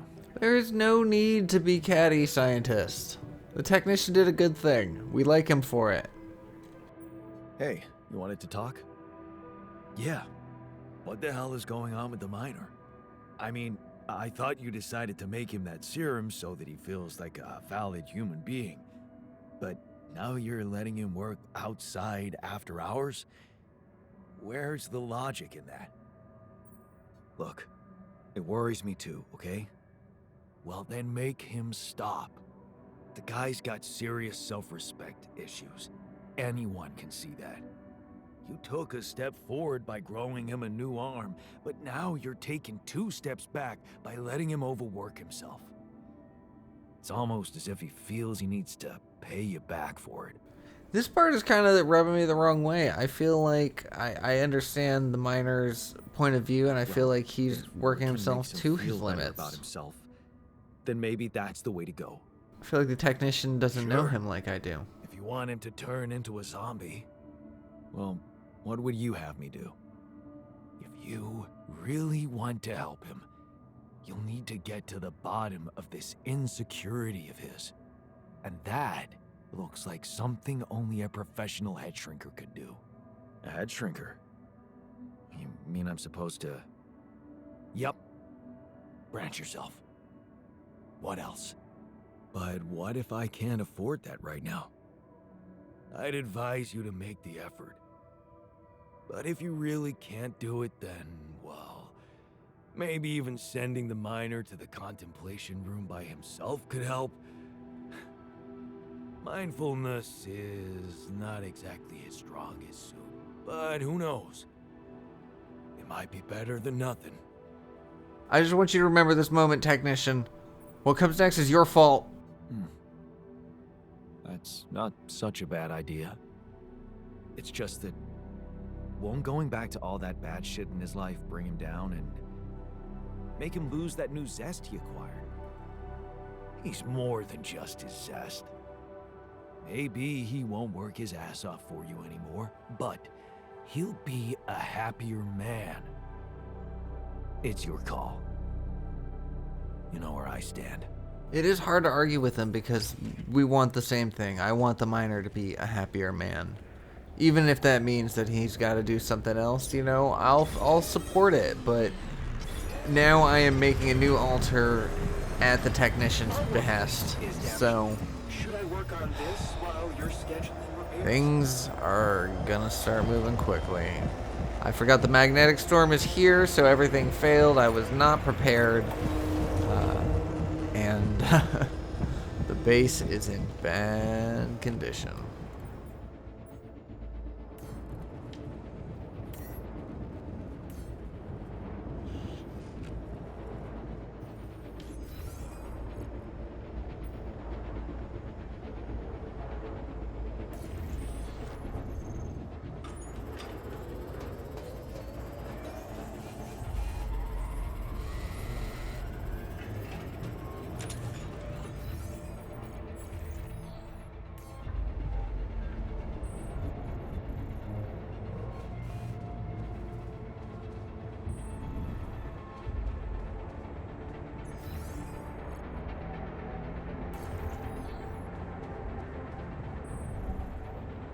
I'm rushing around trying to find something to fix, but it's turning out that everyone is taking the jobs and doing the work. So I'm actually just running around aimlessly at the moment, and pretty soon I'll realize that there's not anything I need to really do here. I just need to start working on getting the miner fixed and maybe possibly getting an extra hand here to help out. So, rather than a refiner, rather than a guard, rather than any other option, I just immediately go down the doctor's life path and find the moment where he split off, where he could have chosen to help his mother survive her illness, or stick to his morals, and denied her his professional access as a doctor. And in this will create the shrink or therapist altar that we will need to help the miner.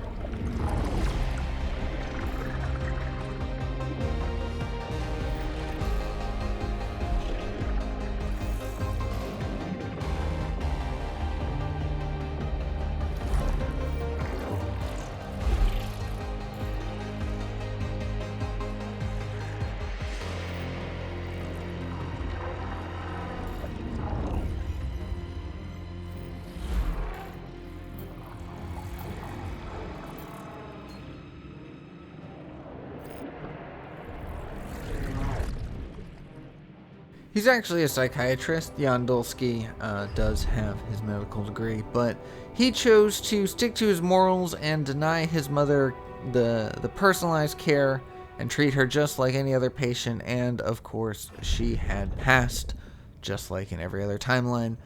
This sent him spiraling into a depression, so he too, like the doctor, went out seeking wisdom in the wilderness, traveling through the jungles. Eventually, he was helped by some locals and was brought to their village, and he was able to assist them in their healing as well. In experimenting with psychedelics and New Age techniques, he learns to let go of the guilt of his mother's death and his involvement in it, or rather lack thereof, and begins to go back to a modern society, go back to school, spend a semester obsessed with 90s fashion, and eventually learn how to be a doctor of the mind rather than of the body. He develops an artist mentality and a live and let live kind of worldview when it comes to his patients, but when it comes to the professional life, he can be a little bit shrewd and uncaring. He finds his most profitable time during the crisis when everyone is struggling the hardest. He wants to feel bad, but of course everything is relative, so their suffering and his success are not related. And at 33 years old, he finds himself as a powerful influencer of people in his community and his field, so then he chooses to become an influencer of people, I guess. And so begins Jan Dulski, the poster child of mental health in space for the Ally Corp Dolly Project. Yeah, technician, I blame you for this person. I know he's me and you are me and we are all together, but I don't know that I like this guy. But regardless, I need to rest. We need to get this magnetic storm over. A new day dawns.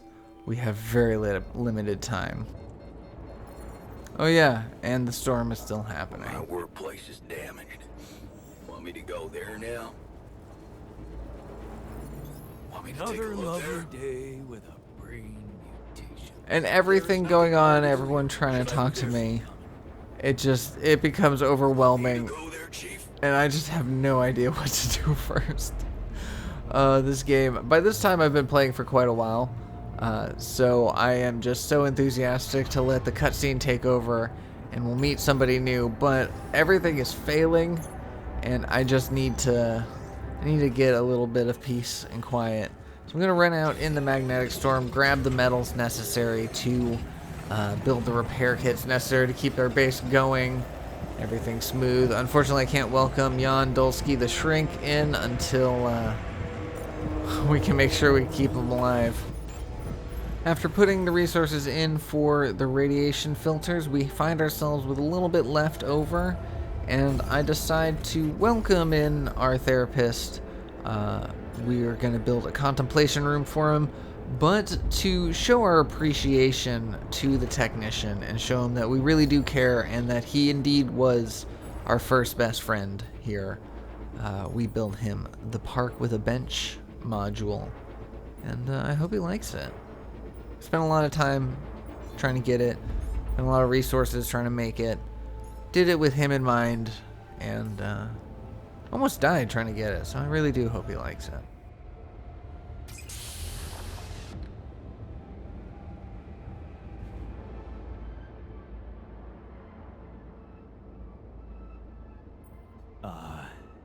Hello there.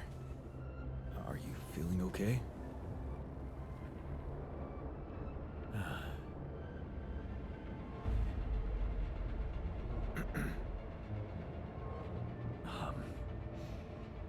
My neurotransmitters are a mess. My mind's alert intellectually, but there's this numbness. Hey, wait. Am I on immunosuppressants by any chance?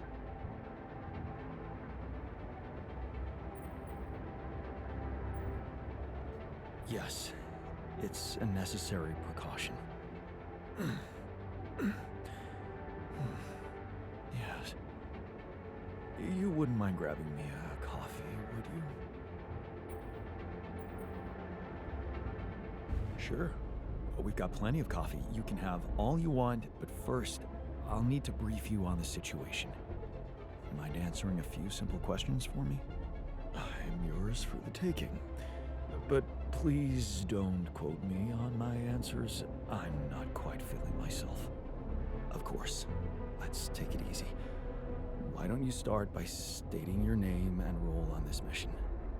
Oh, gee, that really is simple. My name is Jan Dolsky, and I'm a mental health specialist. I'm also here because of a pioneering project I initiated on my socials. In short, the goal is to raise awareness about the psychological challenges of space mining missions. But enough about me. Tell me about yourself.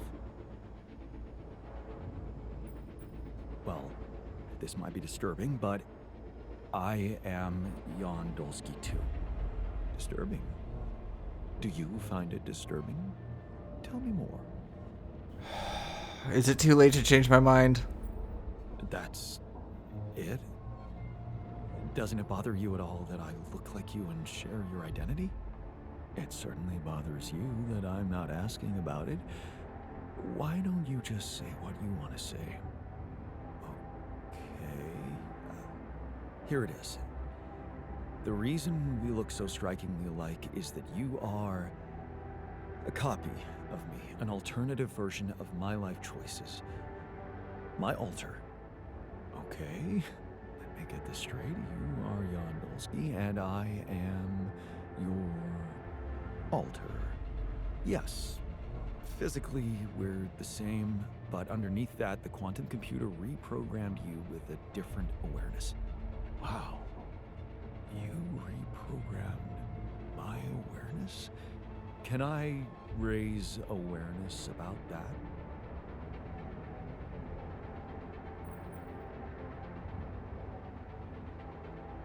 I'm afraid your social media outlets don't exist. Just like everything you think you know about your life. It's all in your head. And there's something else you need to know. There are more of you in this base. More of me? No, other alters. The same person, but in different versions. Huh. Dude, I have had some mind-bending experiences in my life, but this, I have to say... Did you mention something about coffee? You can get some in our kitchen. While you're at it, take a look around the other modules, meet the guys, and read the mission logs. I think you'll find them very informative. The logs or the guys. I'll admit, that actually made me laugh. And given that the magnetic storm has passed, we should have seen this one coming, that the sun is getting closer, the nights are getting longer, and the stakes are getting higher. New resources, new internal vein, which allows us to get more science, which is what I was talking about earlier, as far as I didn't prioritize them well enough. And I think in the next playthrough I shall. Jan, find some time for me. We gotta talk. Anytime, Miner. Okay, I'm done. I can do this now. And at this point we get a glitch where the Miner seems to always be talking to us. His bar will never go down. Don't know what happened, but I don't mind. Hey, you wanted to talk? Yeah. I was hoping you could explain something to me. We're in deep shit, right? It's an all-hands-on-deck situation. Sort of. And you, my friend, did not outdo yourself to make me whole again so that I would shy away from hard work when duty calls. Correct? Right. So how come you're not sending me where the real action is? Real action? Mining outpost is where a miner belongs. That's where I'm at my most efficient, and that's where I'm needed right now. And, you know, he's got me there. Like, this entire time, everyone's been telling me to take it easy on the Miner. Send him to therapy. Don't let him go out at night. Don't let him work himself to death. But I think he's got it. Initiative. I like that. You're right. We should get the most out of your expertise to mine resources faster. I'm ready when you are. Just give me a sign. And the miner actually has a very in-depth storyline, which I'm super excited to show you more of in the following episode, because we deal more of that in the second part of this act. But yeah, his whole storyline gets complex, so it does become more than just like, oh, let him work himself to death, treat him like a horse, and just let him work until he drops. No, he grows. We all seem to grow. It's nice. But now that the new intro has been discovered, I do need to spend some time to follow it, make sure that I can get that plant sample. But having all these new anomalies, and so many aggressive anomalies that just follow you, it's becoming difficult, making a challenge. And the weird terrain makes following these flowers a little confusing. Sometimes they'll climb up a wall, and you don't know the exact or the easiest way to get up there. Look at this guy, just coming after me. Ridiculous.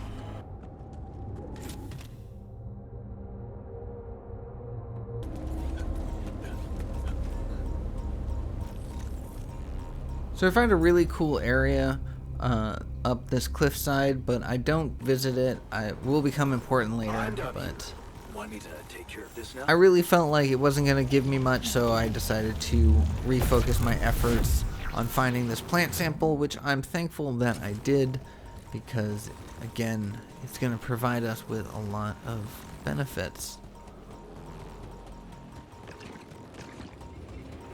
Alright. Hey Jan, how's it going? Having fun mining? That's good. Don't stay out too late, crazy kid. Alright, so let's go ahead and run into an anomaly, not pay attention, keep running, miss one, and run into another one as well, bringing up our total radiation to near catastrophic levels.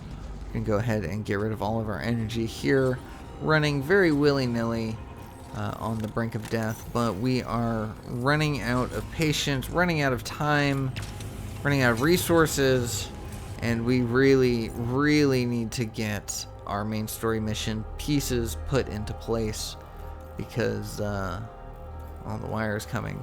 There is another interval close, as the little question mark showed us, and I'm gonna get it if it's the last thing I do. We need better technology, we need better items, and fortunately we have all the rupidium we need. We have enough organics. Our base is big enough that our organics can cover our travel, but we have limited time to get the most out of this map as possible. Make sure we didn't miss anything. And this little minefield down here was probably the worst place to be in this whole map, because there are just so many expanding and chasing anomalies that would just try to hunt you down and back you into a corner. It's no good. No good. But we see that the plants are scaling this wall, and that's where I get a little stuck, because it goes up into a different part of the map that I actually have to find my way around to. So it becomes a challenge, and ends up getting put off until the last moment as we get distracted by other things. This game has a lot of moving parts and features, and it does a very good job of giving you just enough time to handle everything, but if you fumble it, or if you waste a day by running into an anomaly like that, then you will be very sad. So the rest of the day was gone. We wake up in a hospital bed, thankfully with no radiation, so at least we're cleared. But it did cost our miner. Our miner was the one who saved us. We can always count on him, but you know, he got a healthy dose of radiation as well, so we're gonna want to make sure we can take care of him. Yeah, he's 2/3 radiated, so not good. And people are starting to get very irritated, very angry. A lot of people are unhappy that we still haven't found a cure to our sickness that the altars could start dying at any moment, but I feel like I'm just doing my best to keep my head afloat, keep all the modules working, the repair kits and radiation filters stocked up, and making sure that everyone's happy. It's becoming a situation here where I'm starting to feel like my control is falling out of my own grasp, and I'm just kind of reacting to things now. I'm sure there's a way to maintain control your entire way down and just be totally authoritarian and just make everyone do exactly what you need. But people are starting to get mad. As you see, the technician has such an angry face. But, he probably doesn't like being irradiated, so we put him and the miner in the infirmary with the doctor to hopefully help speed up their progress. We put the therapist and the botanist in the contemplation room for now, because the botanist was feeling pretty sad. Technician recovered from the radiation burn, so we can actually put him back to work, and the miner did as well, so we can actually start switching around our people, so that way anyone who has radiation, the miner still has some time to go, but anyone who has radiation can be healed. Anyone who's angry can be contemplative, and so trying to balance out everyone's mood at this point is a little bit difficult. Thankfully, having a combination of the doctor to heal and the therapist to soothe will help balance everything out. But now that the miner is healed from his radiation, it is time to start healing his mind, so we assign him to the meditation room and then just talk to the botanist Not good ourselves. at hiding emotions, am I? Well, I think I'm just anxious about my future. I hear you. How do you normally cope when things get uncertain? I sit in my armchair and just slow down a little. My cat on my lap, purring, stuff like that.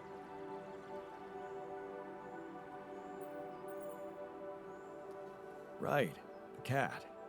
Tell me about it. Hector? Oh, he's so great. A mischievous little creature. I'm telling you, he needs constant intellectual stimulation, or he'll find it himself. Which usually involves breaking things.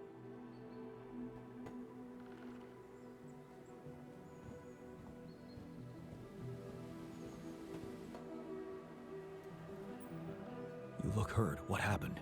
Too much radiation exposure. One of those things everyone has to go through at least once, right? This is particularly hard because he's only extra dosed by radiation because he decided to save us when we were gonna die. And you would think that I could joke around with him. You think that the last option would be good, but I think telling him he deserved it was the better option. Your ass off. Sure, can't hurt. Thanks. By the way, that radiation barrier thing, remember about it, okay? Get radiation filters stacked up so we can recover faster from this shit.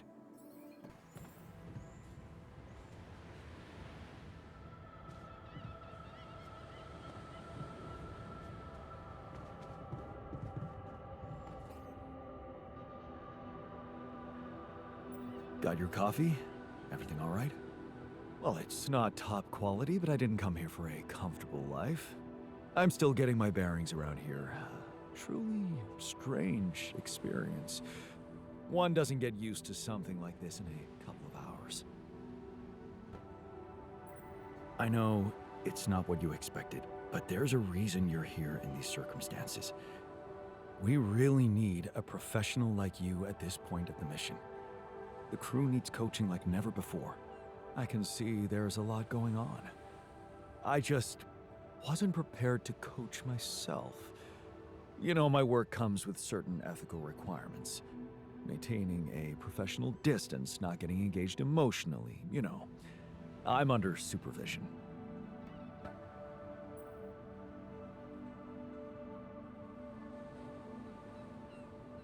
So, maintain a professional distance. What's stopping you? We might be the same genetically, but you'll see that in our heads, we're completely different people. It's the mind you're working with, after all, right? It is. Yeah. I suppose if I detach myself enough from thinking about our similarities, I could actually turn this into an interesting case study. There you go. Okay, so, how are you coping? What? Well, it must be tough with all the hardships and an identity overload. Are you okay, Jan? Wow, I don't think anyone's asked me that question before. It's very kind of you to care. That's what I'm here for, right? Maybe we can talk about it some other time. I think I'd like you to take care of the others first. Whatever you say, boss. Anyway, thanks for giving me a new outlook on things.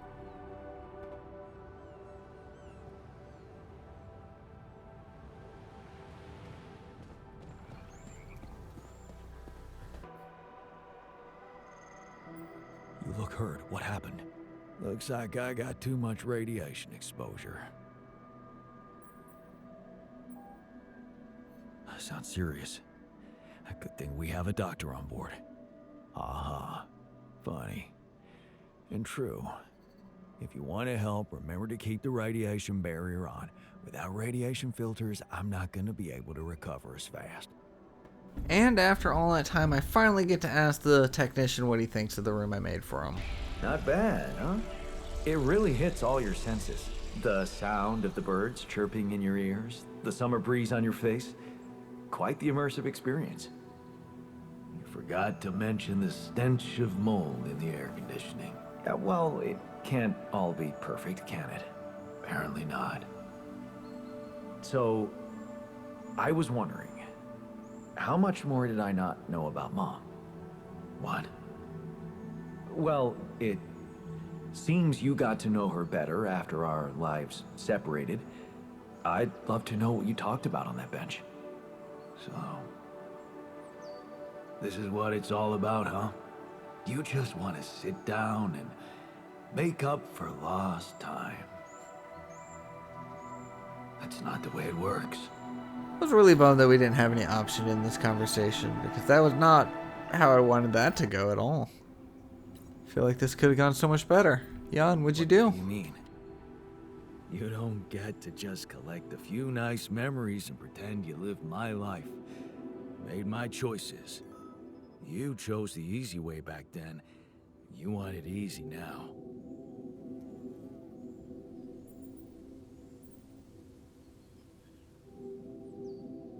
How do you know it was easy?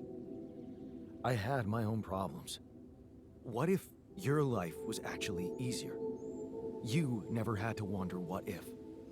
Well, now you know exactly what if. You know she wasn't alone in the end, but that's not enough for you. You're still making it about yourself. Just look at us. Here I am, scared of dying because of your decisions, and all you want is to hear more about Mom. My decisions? Yeah. You created us like this, like some kind of freaks, messing with our brains so much, I mean, it had disaster written all over it. But you preferred not to see it. You haven't got a clue how to cure us, do you? You're just pretending to care, because you need us to get back to your lousy life. Hey, you can deny it all you want, but I'm still waiting for a reason to believe you've changed. And all I'm seeing is the same guy who left Mom because he was fucking selfish. What can I say? I hope I can prove you wrong one day. Then you'd better step on it. Because I don't think we have much time left.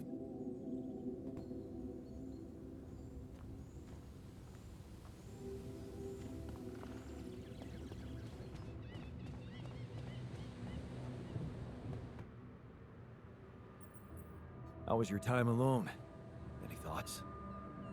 Yeah, it was a complete waste of time. All I could think of was the work I could be doing instead. Why the hell did you send me there? There's nothing wrong with me. On the contrary, I've never been better. Why don't you just let me do my thing? This was the technician's idea. I didn't even want to do this in the first place. I'm not sure what the best way to say this is, so I decided to Because just I'm be the boss, straightforward. and I had my reasons. You don't have to know them. All you need to do is to do as you're instructed. Yeah, right. I would have literally died of boredom in there if it weren't for that goddamn audiobook. What audiobook? Oh, some ancient babble about a whaling expedition. What the hell do I care? It was that, cheesy romances, or a fantasy saga.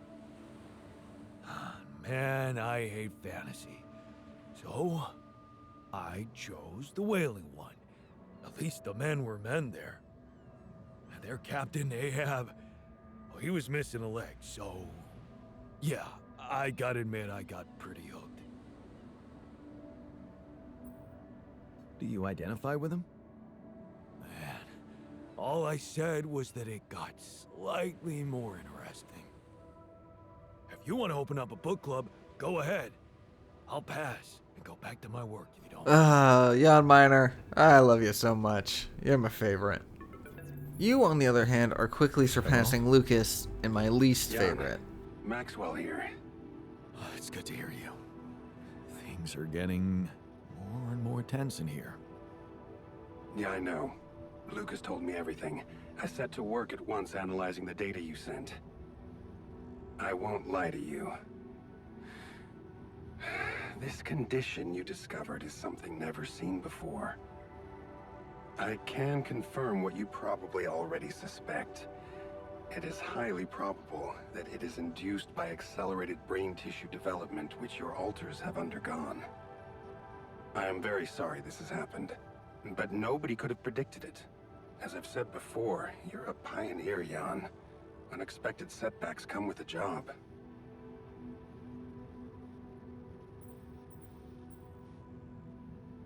Easy for you to be sorry from behind a desk. Is it? I'd say it's harder to be calm when you know you can only be a passive observer. Especially knowing that I'm going to have to ask you to cross another threshold.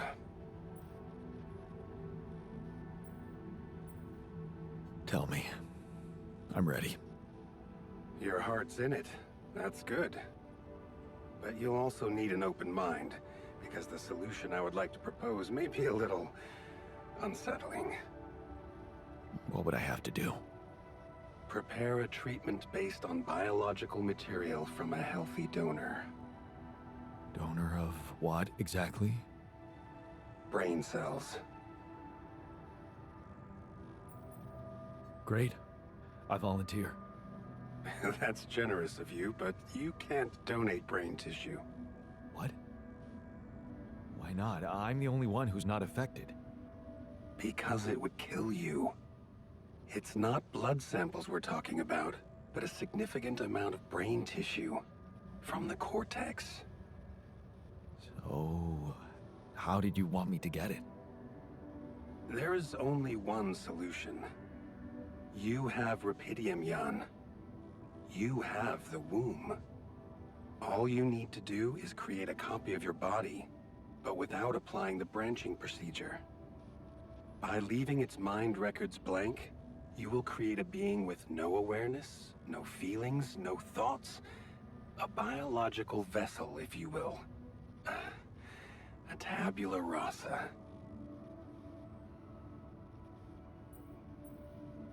Are you seriously suggesting what I think you are? You want me to create an alternate version of myself in order to extract his cortex? What do you think makes us human, Jan? Our body or our mind? This life form would not be an alter, because it simply wouldn't be human at all. It would only be a body. And at this point, I'm really not liking Maxwell. I don't like this option. Wait, but if Rapidium-induced growth causes this, won't he get sick as well? It shouldn't. Not if it stays fully sedated. You see, the mutation occurs in the part of the brain responsible for cognitive functions, thinking, learning, remembering. So as long as the vessel's cortex stays inactive, it will remain a clean slate, and its brain tissue will be safe to use. So, tabula rasa is doomed to die. Oh, I see what worries you. The possible existence of the human factor some people call the soul. Personally, I prefer the word used by Avicenna, essence. You see, Avicenna made a distinction between essence and existence, which he thought was the domain of the accidental, or, as you would put it, the choices that shape us. Essence, on the other hand, is that core of a being which endures, regardless of any circumstances. For Avicenna, essence proved that there was a God who created us. For me, it's a whole new field of study. Just think about it. What if we looked at this essence just like we look at any other aspect of a human being?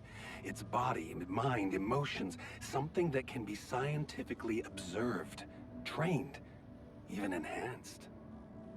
Isn't that exactly what you are doing with your altars, Jan?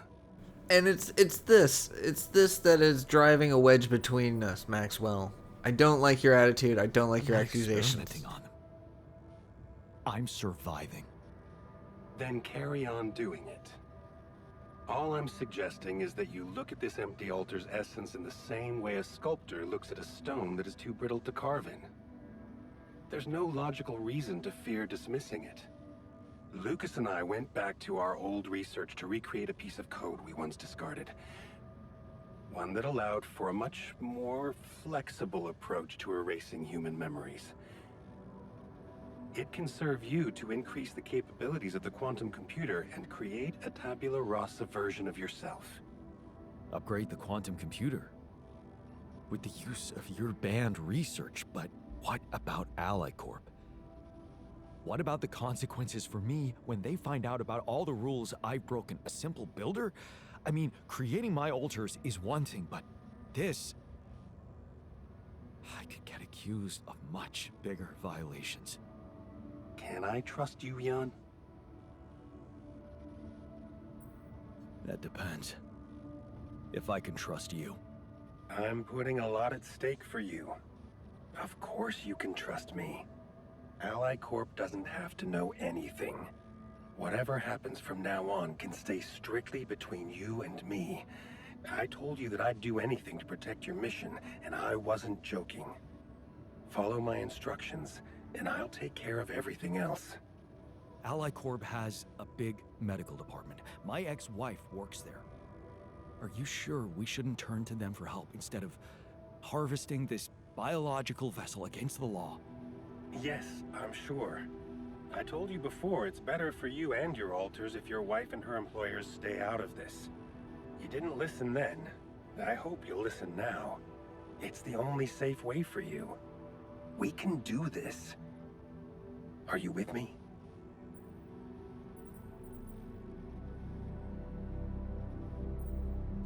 This is all very confusing. I need to think it through before I make any decisions. Of course. I'm sure you'll come to the right conclusion. You're a smart man, Jan Dolsky. Let me just make one thing clear. My goal isn't to undermine Ally Corp's operations. It's not resentment that drives me. Yes, my career was broken because of their short-sightedness, but I'm not seeking revenge. I just believe that I have a much deeper understanding of the full potential of your mission and the means to execute this potential. All they could ever do is take the rupidium you've found and use it to boost the prices of their shares. I'm sure, maybe a few hungry people would benefit as a side effect, but it would all be temporary, insignificant, an opportunity lost. So, no, I'm not against them. But I know that by withholding some information from them, we can achieve so much more. Just think about it, Jan. Think about how much everything you're going through is really worth. Because to the corporation, you are just an instrument.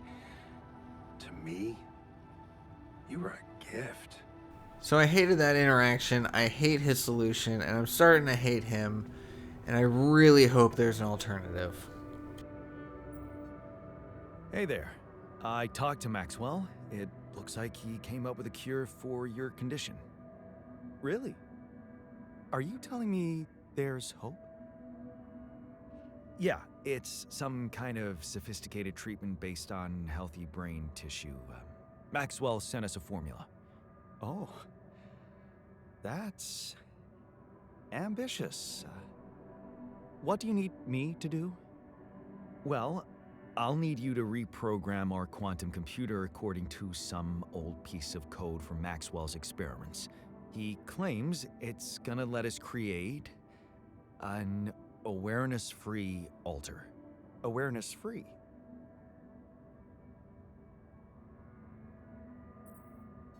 The plan is to create a biological vessel from my DNA and extract lots of healthy brain tissue from it. Biological vessel to produce a healthy mutation-free brain. That makes sense. So, you're okay with it? It sounds like a promising idea. Why would I not be okay with it? Because these are not corporate instructions. Maxwell is clearly pushing his own agenda here. Don't you find it odd that he's so reluctant to consult Ally Corp Medical about our problem? It is slightly unsettling, I admit. Are you thinking of talking to them behind his back? I don't know. Maybe I should talk to Lena again? Look, this situation is starting to be a little too emotionally problematic for me. She's your ex, not mine. You decide whether you want to take the risk. Just remember, Maxwell gave us a viable option. Shouldn't we just proceed instead of complicating things? I'm not comfortable with Maxwell's option. Okay then, do as you wish. Call Lena. She's good at what she does, that's for sure.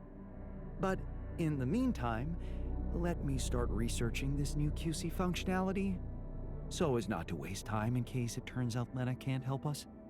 Yeah. Okay. Don't worry. We can do this.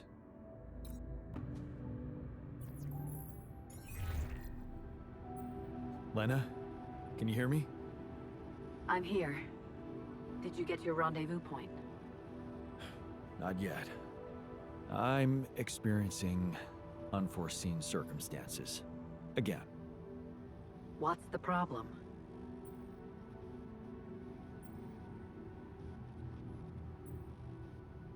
It's a medical condition I seem to have developed up here.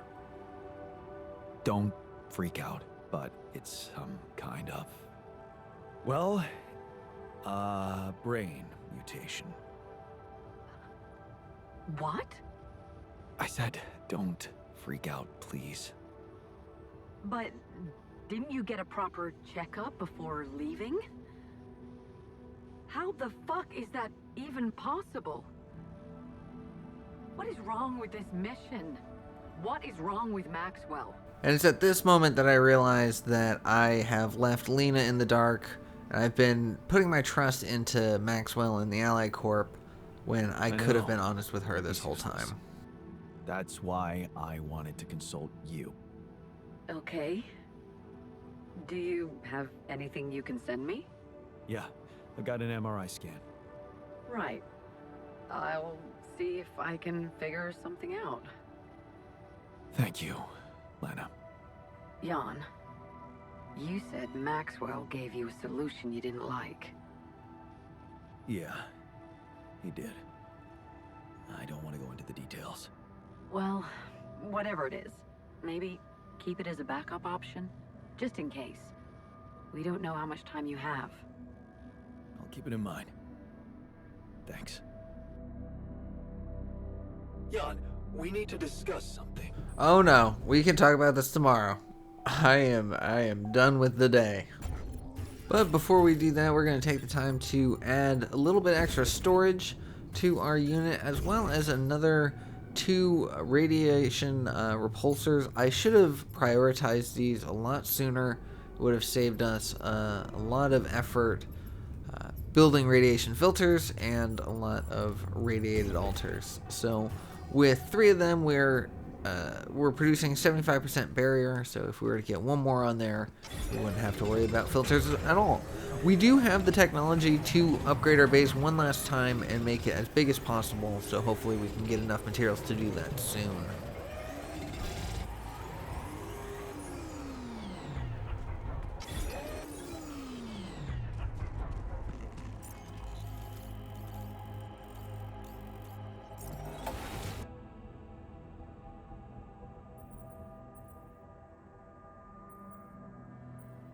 Something on your mind? I heard about the miner's problems, and that you've been trying to solve them by sending him to the contemplation room. Word travels fast. Yeah. Well, I just wanted to say that self-therapy is great, but professional therapy is better. So, if you'd like me to step in, I'm here for you. And him. Which means you anyway. I can take over the process from now on. Great. Let's do it. And thanks for that. Just beware. The miner's a tough customer. Don't worry. So am I. After our last interaction, I wasn't rushing to get the miner back into therapy, but you know what? I'll Hey, trust him. I found this thing that I took on the mission, and I thought that maybe it could mean something to you too. My gourd and bombilla. I thought I'd thrown them away. No, they just collected dust for years. Damn, I missed these during my travels. A very insightful gift, thank you. So, heard the news? We might have a cure for you. Yeah, I heard you managed to find a way. You must feel... But no, you tell me. How do you feel about it? I'm concerned about the moral aspect of the solution. I don't feel comfortable about it. I see. Well, maybe you can think of any other things in your life that made you feel this way. Did feeling uncomfortable stop you from doing them? I decided to wait on giving him the keychain. I feel like we can put that in our pocket and save it for later if we need it. Looks like you have something to say to me. Please, tell me it's not true. Are we seriously going to farm a human being like it's a plant?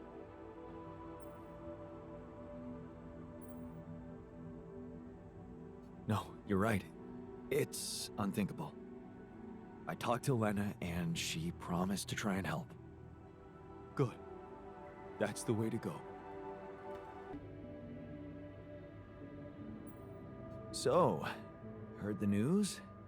I think we might have a cure for you. Yeah, I heard.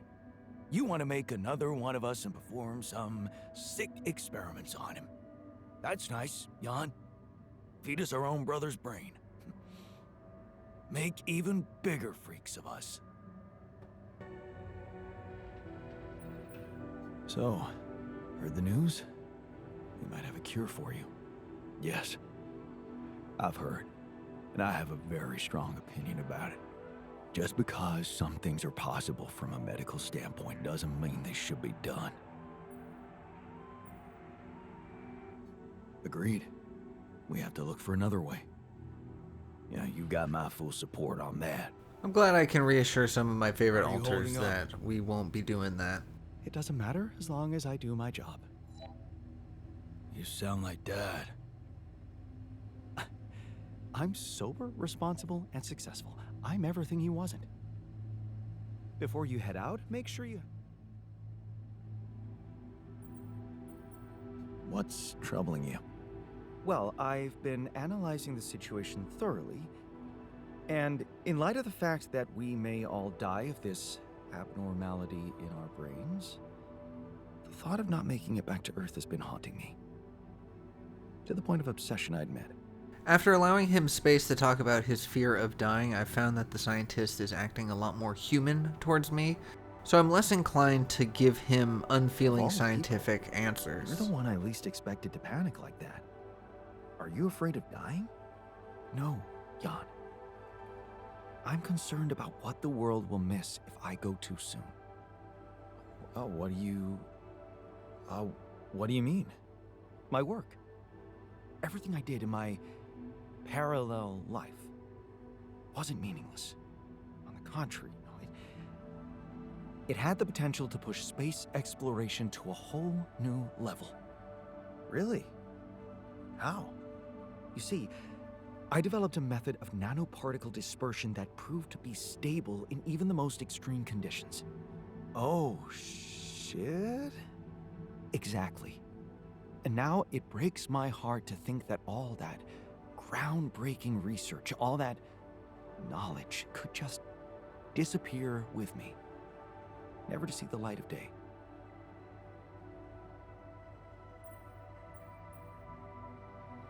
Yeah, man, you're right. We can't let the method of nano particle. We can't let it disappear. So let's do something about it. Yeah, right. But what can we do about it? I want to recreate my research here and now. Revisit my logic, backtrack my calculations, rewire the connections in my brain, and write it all down again. For posterity. And you need me to grant me the time to focus on this project and nothing else. Of course, I'd still be there to attend mission-critical tasks if the need arises, but I would appreciate if I could limit my availability as much as possible until I get this weight off my chest completely.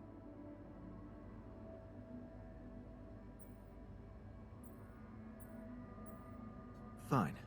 I'll see what I can do. Thank you. It's amazing that by trying to save your own life and altering yourself, you involuntarily unleash such a big potential for change and progress. I can start working on my old research whenever you're ready. So, heard the news? We might have a cure for you. Yeah, everyone's talking about it. They're saying it's a controversial idea. But this is not the time and place for being subtle, right? Stop moping. We'll find a solution. Life keeps punishing you for having hope. Huh? Looks like this time we've been given capital punishment.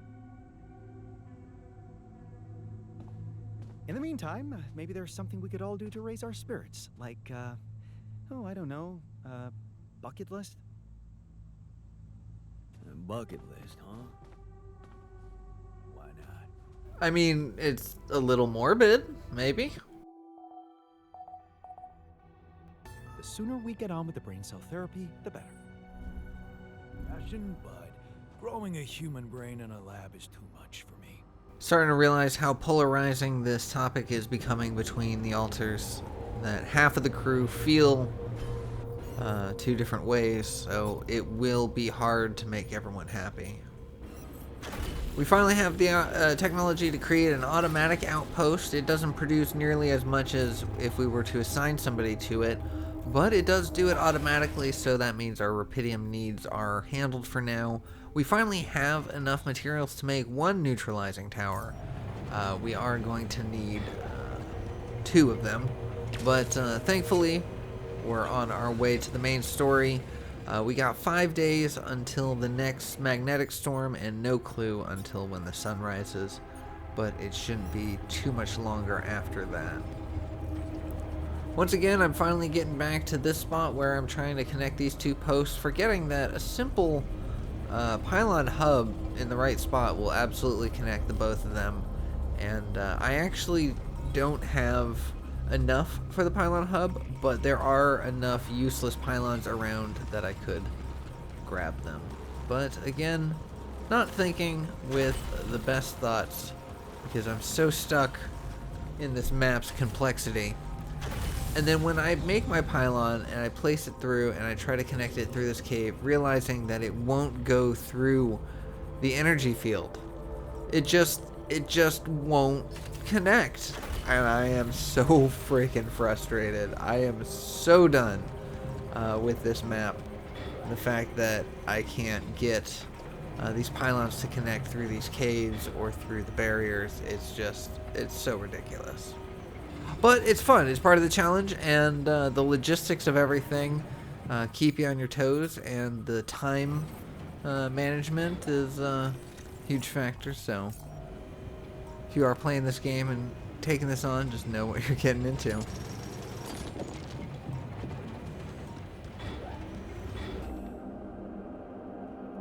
What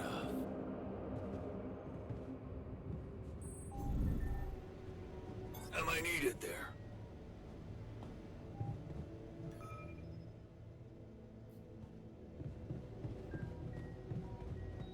You treat people like goddamn tools. Well, I'm not a tool, so you better show some respect. Really? So this is actually a pretty easy argument for me to settle. The technician just wants a written up report of the MRI response, whereas the scientist just can't be bothered. I just gave the scientist full permission to completely devote himself to his work. The absolute least he can do is take a second and focus on this technician's request, because I find that that's fair to not only him, but the rest of the crew. And, you know, I'm going to give him all the time that he wants to work on whatever he wants, so I want him to work on this. And then he can do that. I get the notification that the alters are watching Speedway in the social room, and I had never seen that pop up, so I was very curious to see how it goes, to the point that I completely forgot the layout of my own base. And it took me a second to remember that the social room is actually up, not down. But then the moment I get there... Are you sure about that right. experimental You've got to therapy? be kidding me. Fuck this.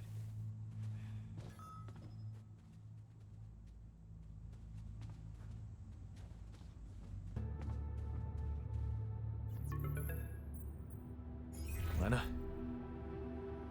I think I've got something for you. Really? What is it? I got my hands on some tech we've been using for one of our contracts. It seems it can be modified to your needs. It's a neural implant. What? Oh, no, Lena, I'm not a neurosurgeon, and I only have the basic equipment here. Oh, relax, okay? It's a tiny, smart device. Inserting it is no harder than vaccinating a kid. I'll send you all the necessary instructions. Now, I don't like this alternative either. I would hate to have a chip put in my brain. This is not comforting to me. Huh? I missed your sarcasm. But no, it wasn't easy to crack this one. It took all night, actually. And we did our best to make it as simple as possible for you. No, wait. We? Who's we? I consulted a colleague.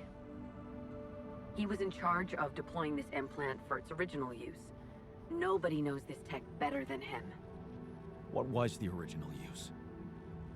The client was a big company operating in the private prison sector. They tested it on convicts applying for parole.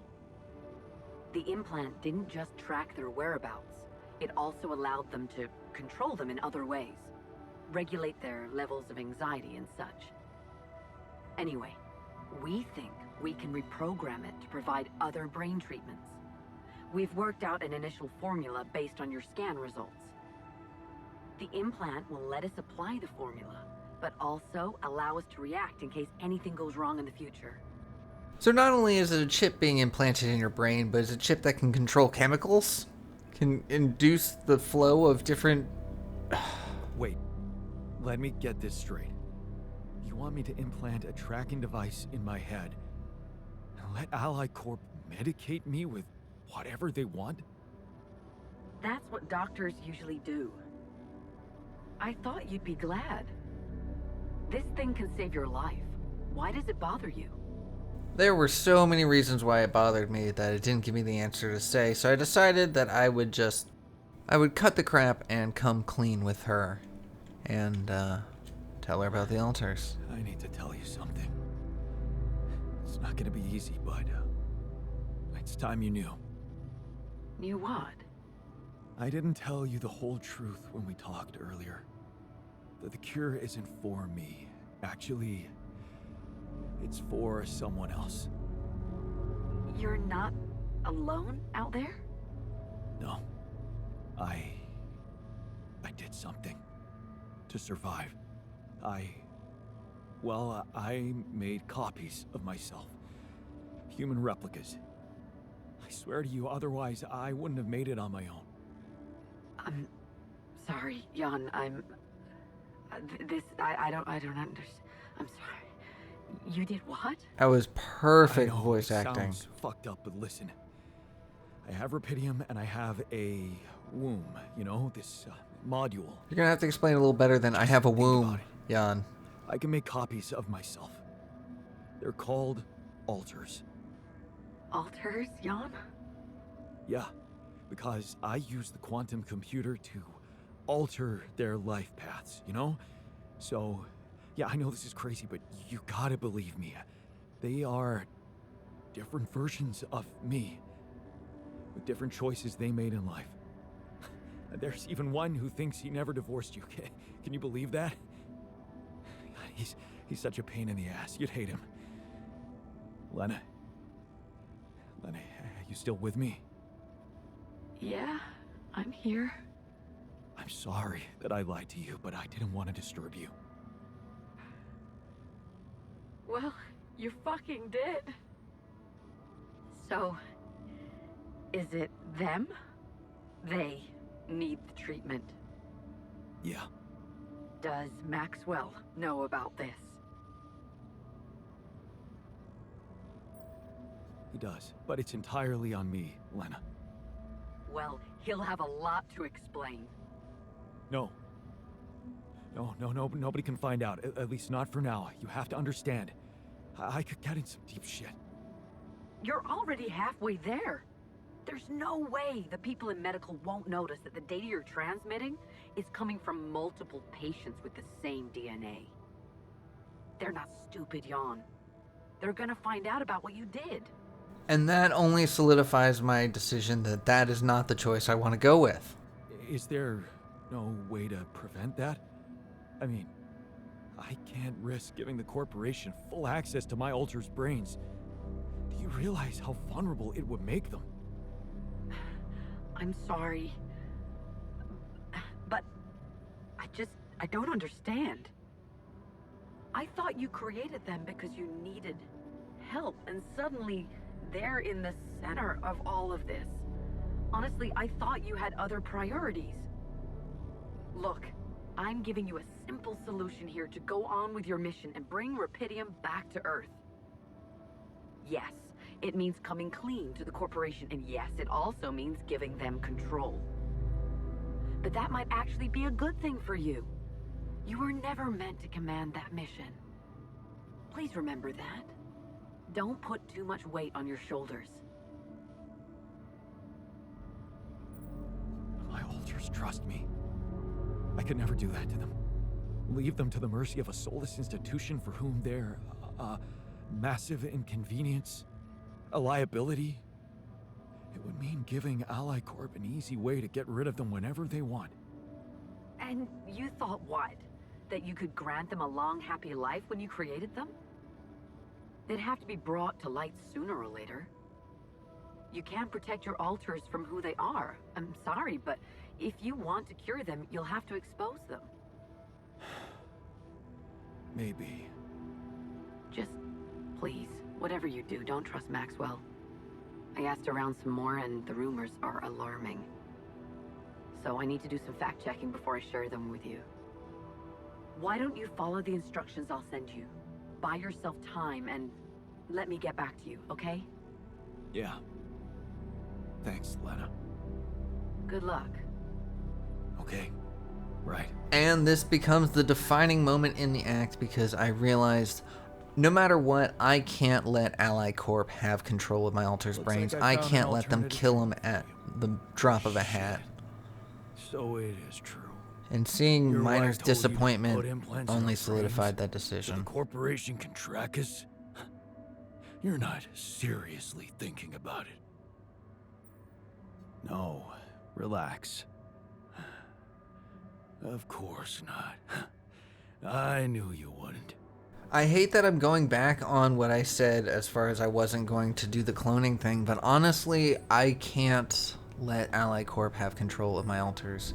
You know, the people that are going to be mad at me, I would want to explain to them, I would rather give them the fighting chance. If anybody's going to kill him, it's going to be one of us out here on the planet, and that alter has the ability of fighting back and defending themselves. I'm not about to give control of this person's brain to a faceless corporation to just turn off at will. I'm about to make a lot of enemies with this decision, but this game has me feeling so passionate that I actually ended up having to take a break between Acts 2 and 3 because I was so frustrated and affected by this game, and this action that I'm taking right now is the catalyst of it, but that will have to come in part 2 of the Act 2 video. So, thank you so much for watching. I hope you enjoyed it. I hope you're looking forward for more of the alters. If you did think about subscribing, drop me a like, let me know your thoughts, and I will see y'all in the next one. Take care.